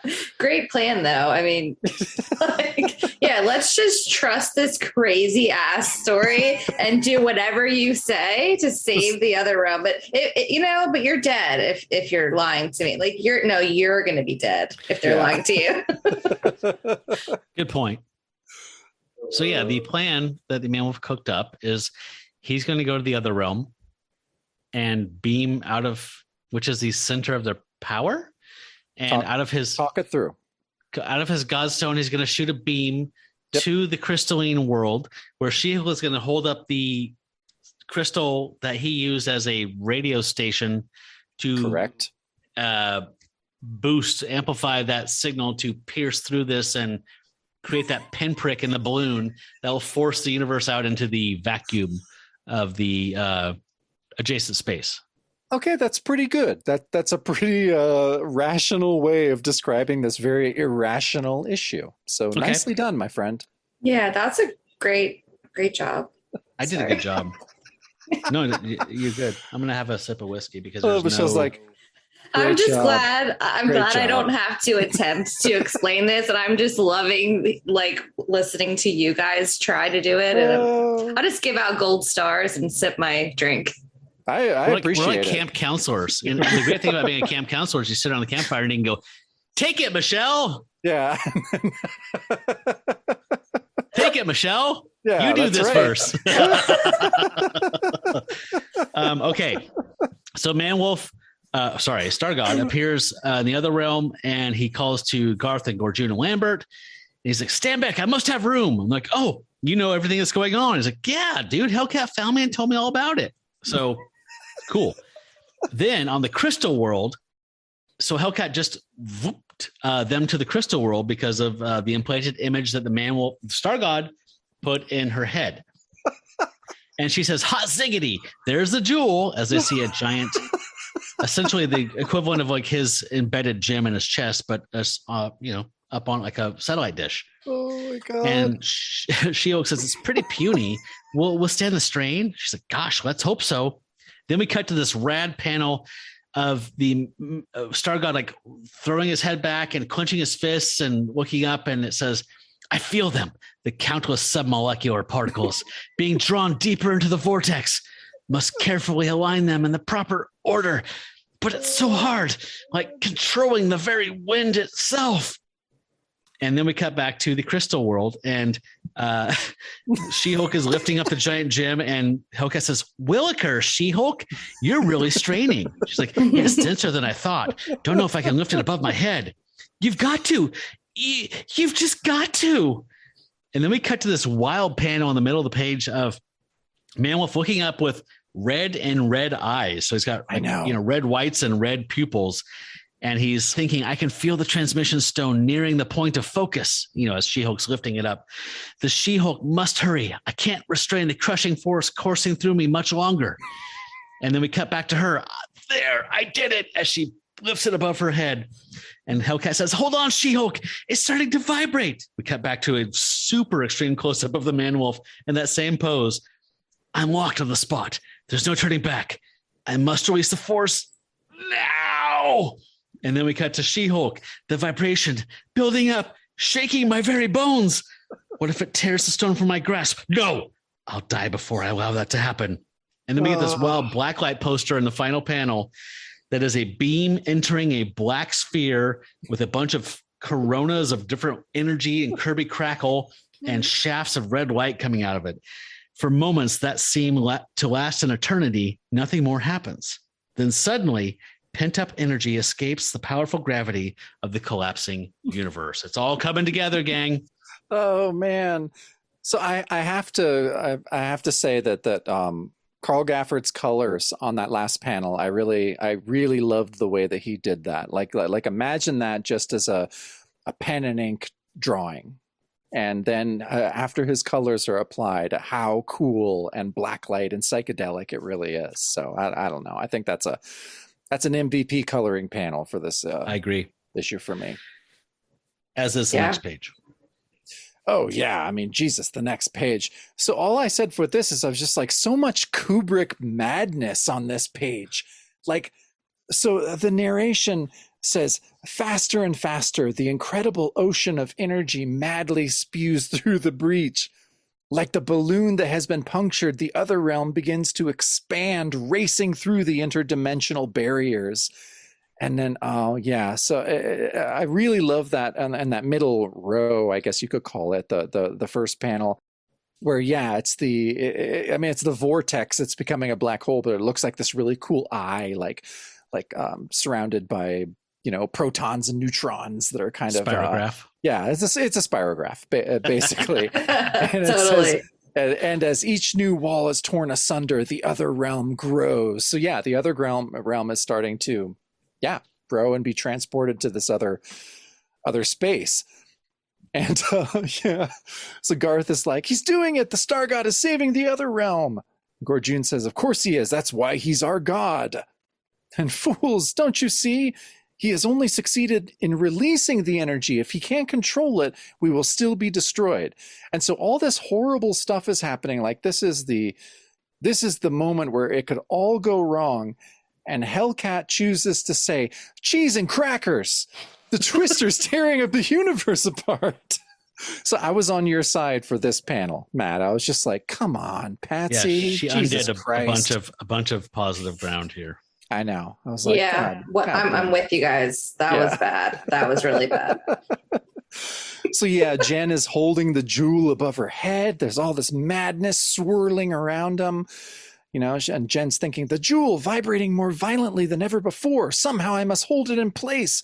I can't let it go, even if holding it kills me. So the stakes are as high as they have been for this whole issue. This is all where it's coming to. And it's not going well, Stuff still needs to happen. Failure is imminent. Yeah. Or at least an imminent possibility. Then the next page, we get a row on the top of the page that has that shows basically a spot where the man-wolf is directing this energy, where it's like basically a void of space where he's allowing the balloon, essentially, in the metaphor, to squirt the other realm to occupy that space. And it emerges safe. It starts as a little glimmering, then it kind of explodes as a starburst, and then it's a full-on realm that's safe in space. And the mighty three, we'll call them the other realm three, say, praise Star God, all in unison as they run towards him to celebrate a very He-Man, Funimation thing. And he's looking, he hasn't even turned to look back at them. He's still looking up at the skies where this has just happened, I guess. He can see it in the heavens. And he says, yes, Star God. Yeah. I almost wish I could bear that mantle with comfort, but I cannot. It's like, what? You just saved the entire universe. Okay. He's like, though I wear the Godstone, I am still truly human. John Jameson, astronaut and Earthman. I long for normalcy. a life of peace and contentment with my fiance, Christine. It's like, oh shit, that's right. I forgot all about her. Oh, Christine, even though I love that this is his real moment of being forlorn and kind of understanding the weight of his responsibility. But the expression on the Star God's face is like he's looking at a colorful pinwheel and is so happy about it. Like he has this like shit-eating grin. Yeah, he's like, yay! Like, I love LSD and fireworks. Fuck yeah, dude. I love the look on his face there. And he described it perfectly, Jacob. The next part is even better. Yes. So he's like, I'm sorry I make such a poor god. And Gorjun's like, snap out of it, Fang Snout. You're great. Besides, with no portal or shadow cloak, you've got to stay here. And then he starts to fade away. He's like, no, when I was last here, Lambert taught me how to employ the Godstone to make a one-way trip home. Goodbye, my friends. I'll miss you. And Gorjun's like, oh, keep your nose clean yourself, Star God. And we get one last cosmic panel at the bottom, which is very inscrutable and strange. In the foreground, there's a big silhouette of a planet, and then there's like blue versions of the star stone, like floating in orange space. Yeah. All the worlds in the crystalline universe are resonating with the vibrations of the massive amounts of energy being released.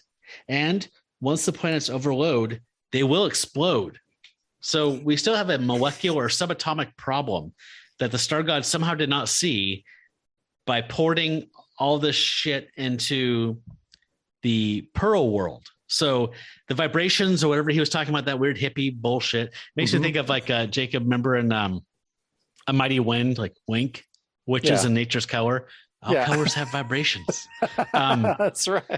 But it's just like this kind of like, there's just know that there's vibrations, and doing this was a temporary fix, and it's immediately a problem again.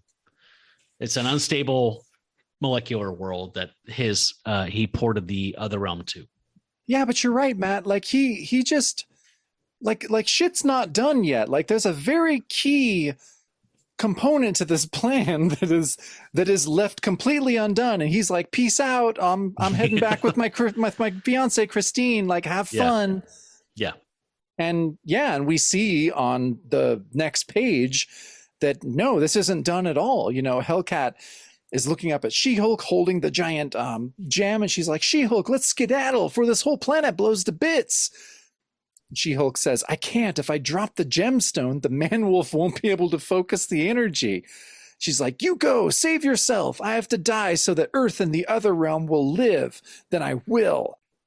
So there's this whole like horrible thing that's going on. There's a maelstrom all around them, all this pent-up energy. And then we get a 4-panel row in the middle of Zapper, like holding the pearls, looking at them. The narration says, meanwhile, little suspecting that he is literally holding the She-Hulk in the palm of his hand, Zapper glances at Jen Walter's necklace and suddenly remembers who gave it to her. And he's picturing, Richard Rory, putting the necklace on Jen. It just infuriates him. And so he says, for one brief instant, white-hot jealous rage totally overwhelms him, and he lashes out. And we see him taking the necklace and just hurling it with all of his might on the ground. And then it says in that final panel, says, with completely unexpected results. And there's this big explosion. It's like, kabam! And there's all this like purple and red energy that's coming out. And Zapper is like, yow! And then we see inside the pearl that for in the crystal universe within the necklace, and Hellcat's like, wahoo, something saved us. All the energy's rushing away. She-Hulk says, then the man-wolf was successful. Hellcat replies, good, or of course, the good guys and gals always win. Let's go before one of those flying worlds crashes into us. So they think that the man-wolf did all this, but he did not. He left them in the lurch. And it was only Zapper throwing a temper tantrum that really saved the day. So what message does that send?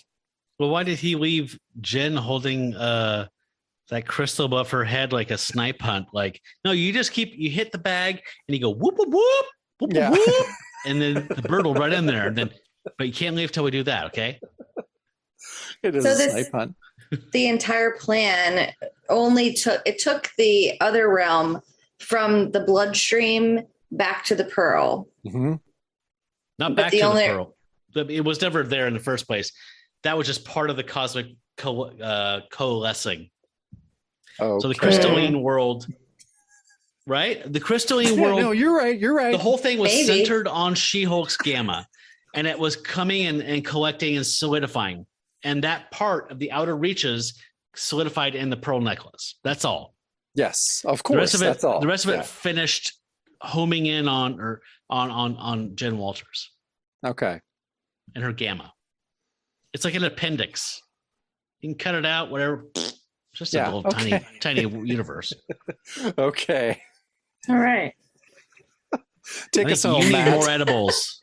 Yeah. I did not come prepared to this meeting. Yeah, I know. We'll send you the requirements for your next appearance. Yeah.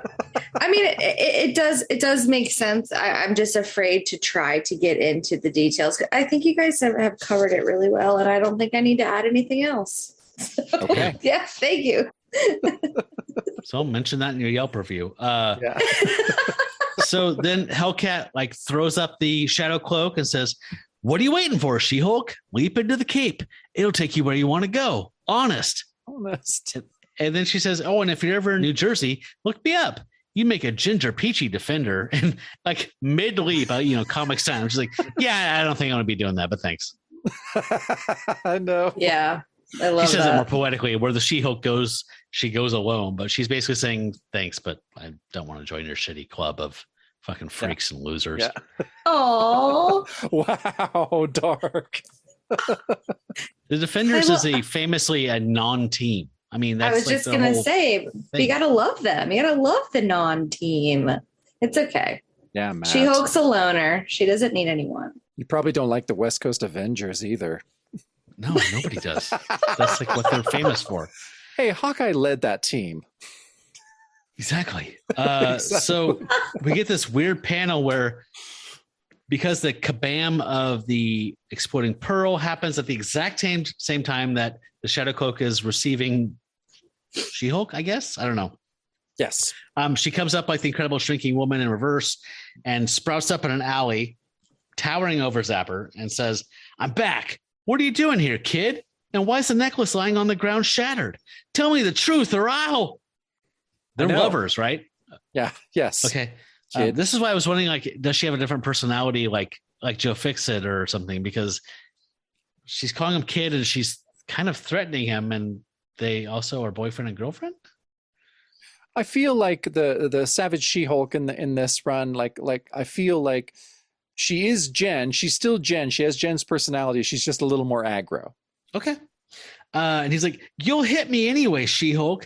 I'm the one who destroyed it. I thought Rory had given it to you, to Jen. I got mad and threw it on the pavement. Then it exploded." And he's looking at her all, she's like, "Huh. So the crystal universe was in the necklace," which totally reminded me of that Homer Simpson thing. So she was made of chimps. Yeah. I know. Oh, how obvious was it? And then she gives him a big kiss and says, "So you had a temper tantrum like a spoiled baby and saved my life. Thank you, Zapper." He's like, "Wow, She-Hulk, I." She says, "Don't say it, Zapper. I will. I love you." She has her giant green claws on either side of his blue mustachioed face. What a strange fucking ending, dude. Oh, God. Does it get stranger? No, it does not. Oh, wait. So I think I'm starting to realize something. So the crystal universe is separate from the other realm. Yes. Or no? Yes. Okay. So okay. They're like adjacent okay. galaxies or something. Yeah.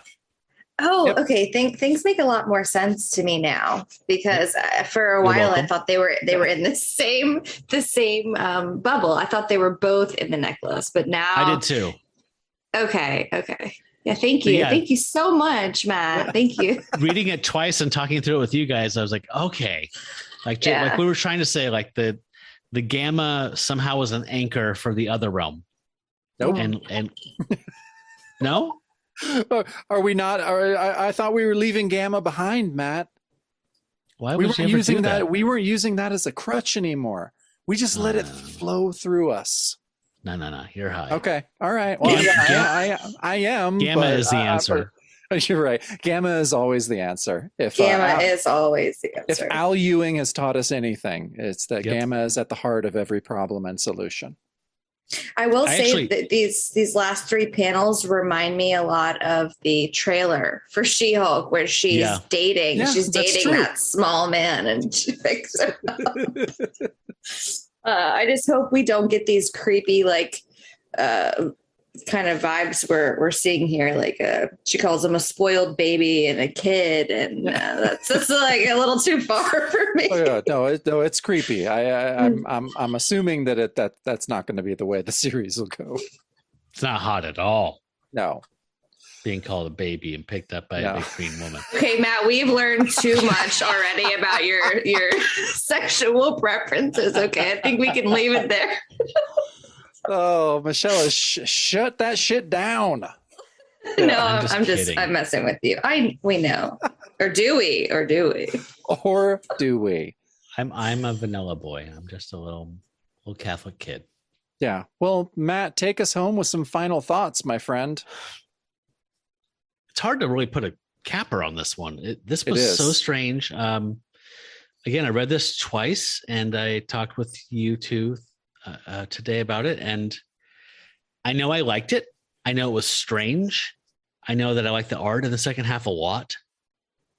I know I love seeing Star God be Star God. I don't love it, but I really enjoyed it. It was weird as hell, and I could take a lot more weirdness in comics. So I mean, it's definitely a thumbs up, like, across the board. It's just it was just so strange that it did take several reads to get through it. I think there was some acid damage. Yeah, but that might be what makes it great. Yeah. Yeah, I mean, I love, Inception and all that kind of like up your own ass, like pocket universe and the weird, the trippiness. I'm down with that anytime. So I love it. I just think it's a bummer that we didn't see the Man-Wolf that much for a while. So he came up a lot in the 21st century, but yeah, I mean, Man-Wolf comes up a lot, but I need to do a little more research on this, but has the Star God ever shown up again in Marvel Comics? I don't think so. I don't think so.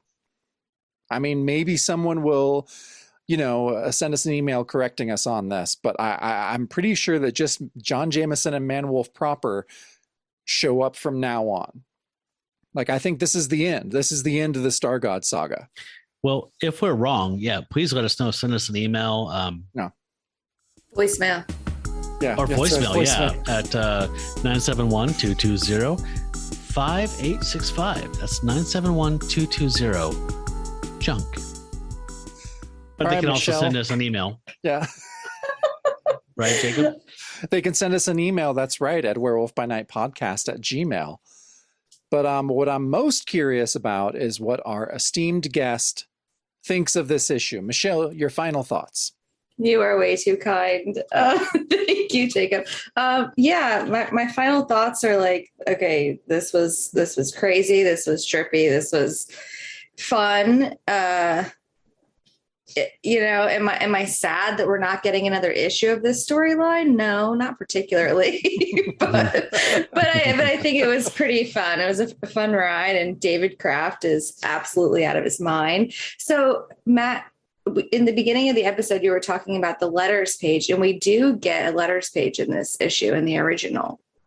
And David Kraft has, before he answers like the actual letters, he has a tiny kind of summary of the history of Man-Wolf, and then he's basically telling the readers where they can check out the entire story in chronological order. Oh, cool.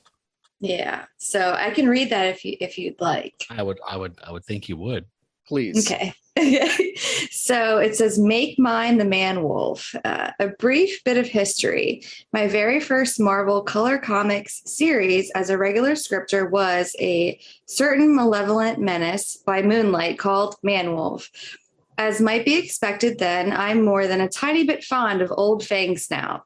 My all-encompassing origin story, a star-spanning saga explaining everything from how and why the Moonstone works, its mysterious wonders on John Jameson, to what accounts for the aberrant and absurdly antisocial behavior of the man-wolf when he's here on Earth, all had to wait a couple of years before finally appearing as a two-parter in Marvel premiere a while ago.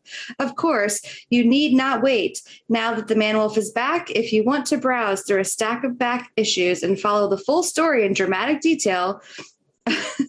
While the current two-part She-Hulk Man-Wolf team-up is complete unto itself, if your appetite has indeed been whetted for more adventures of our furry fury, check out the following issues listed in chronological order. And then he lists all the appearances of Man-Wolf from Amazing Spider-Man to this. So That's awesome. Okay. I love that. See, I feel like he was really invested in this character. Like I know his run on Defenders was probably a little more successful and maybe slightly more high profile, but he really has an affection for the Man-Wolf, and I love that. I mean, this is the last time he writes. Is this the last time he writes a story of the Man-Wolf? I thought he may have written one of the annuals we're going to talk about, but well, that's a great question.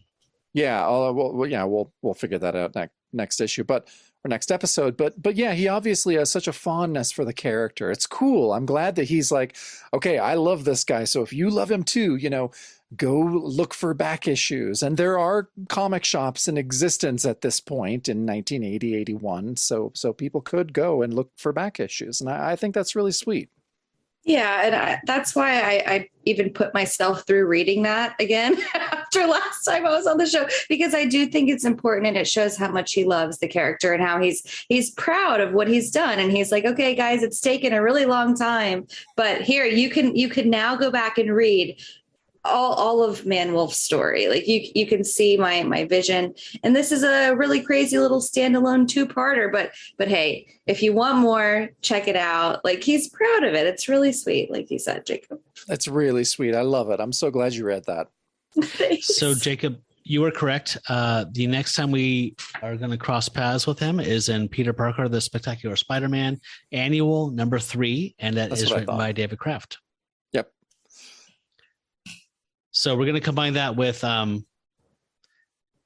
Amazing Spider-Man Annual number 18, which I thought featured him more, but Jacob said it was kind of more of a heavy, weighty cameo, or it's a cameo, weird. But it's a strange issue. So it's plotted by other people, but even on the cover it says, like, Stan Lee scripts this issue, and they say on the inside it was the first time he had scripted a Marvel comic in 12 years. And it's the one where the Scorpion kidnaps Marla, and it ends, spoiler, it ends with Marla and J. Jonah Jameson getting married. And so John is a character throughout, but he never turns into the Man-Wolf. So it's a bit of a cop-out, kind of. So maybe it's just kind of a way to transition for the season into him being John Jameson, because he was for quite a while. He was, like we said, Steve Rogers' pilot. That's right. So this did kind of represent his life in the Marvel universe for probably most of the rest of that century. Yeah. No, it's it's a good way to end it. So yeah, next episode we'll be combining both those annuals. We'll talk about those, and I mean, I feel like I don't need to give my final thoughts, of course, where I think this is David Anthony Kraft's wackiest story. I think by far. I think just taking that weird other realm flavor that he had for the Marvel premiere issues and just ratcheting up the acid, dipped glory. And so I feel like this is I think this is the weirdest storyline that we'll probably read, Matt. I agree. By the way, if you want to know who helped Stanley with that ASM annual number 18, that was Tom DeFalco. Oh, okay, cool. So we can debate how much who wrote what. when we get there next week. Oh, I do have two other small thoughts I had jotted down here. So, I wonder if we'll ever find out what happened to the radio DJ guy.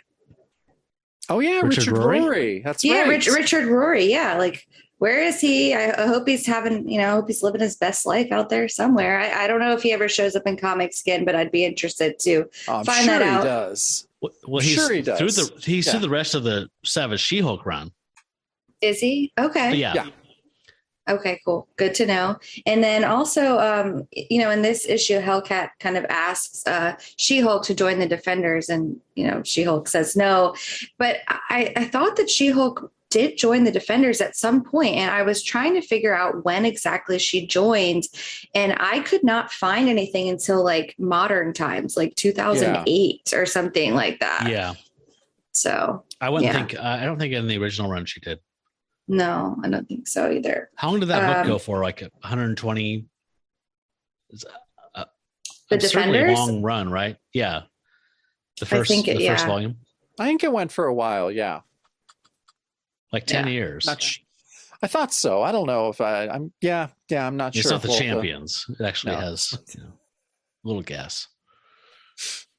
See, the Champions is the worst team book, Matt. I mean, that goes without saying. Isn't Hercules on it? Yeah, anything that Hercules is anything that he's on is garbage. Is the worst. Yeah, he's the true curse of a team book. If Hercules is on your team, it's you're going downhill. Yeah. Until that, like Amadeus Cho stuff like that. No, okay, all right. I kind of like that. You're right. I like. It was like Greg Pak or something. I forgot. Yeah, that was Greg Pak. Yeah. So, Jacob, let's do the little shout out thing we love to do. Okay. Sounds good. So we do shout outs at the end of every episode for our Pack brothers and Pack sisters. Those are people that support us on the highest level on Patreon. People like Michael G. Tim Tucker. Ryan from Marvel by the Month. Josh Lake. Jeff Fitzpatrick. Caleb.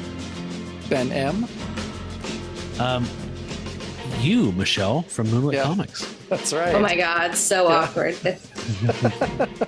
Mark Nivens. Rob Haferman. Russ from Tomes of Evil. Eric Hadley. Brad Elmore. You usually have a little more verve when you say Brad Elmore. Brad Elmore. Like he's we love Brad. Brad is awesome. We all love Brad. Johnny Turner. Jackson T. Overstreet. Tony Iupi. Jared C. Brink Bunny. Ryan from Across the Bifrost. Yay. Bill from Long Island. And David D. Thank you for supporting us, Pack Brothers and Pack Sisters. We appreciate it. Thank you very much, Michelle. Yeah, those are some of the coolest people on the planet right there in that list. Right? Just have to say. Right? Damn Just right. have to say. God damn right. Okay, so please be sure to check out Michelle on Instagram and YouTube. It's such a good time, and we gush about how much we enjoy talking to you and how we love following your feed. So I don't know what else to say. You're awesome. Thank you. I really appreciate it. This was an honor to be back to join you guys on the show. I had so much fun, and I just love listening. So keep up the great work, and I can't wait to see what you have in store for the final episode of this season and beyond, and Son of Satan and all that cool shit coming up. So yeah.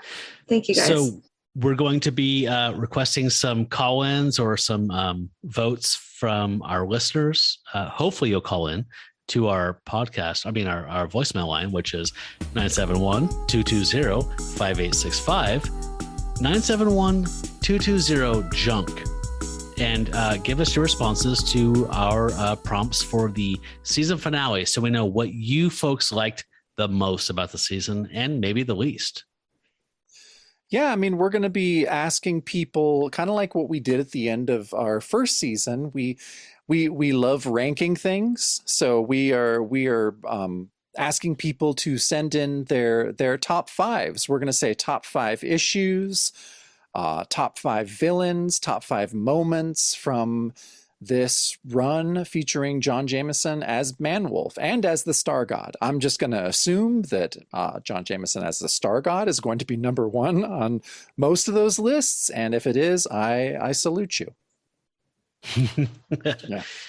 Yeah. So send those in. We'd love to hear them. You can send them in if you're shy, but we really would love to hear from you at 971-220-5865. That's 971-220-JUNK. You can also email them to us if you're a private person that might not want. Even if you leave us you can leave us a voicemail and say that you don't want it on the show. We'll be disappointed, but that's totally within your right. But if you would like to be, if you just like to contact us through email, we're at werewolfbynightpodcast@gmail.com. But really, we just really want to hear from people. We've had a lot more interactions with listeners and fans and our patrons. So yeah, we're asking to hear from you, and especially from those Pack brothers and Pack sisters. You guys are involved the most in this show. We love you the most. Sorry to everybody else. But we want your opinion. So please send us your opinions. But whatever. Yeah. What the other motivation here is like if you do email in your votes, you might have me or Jacob reading them in a goofy voice like Cletus or something like, well, my favorite artist was.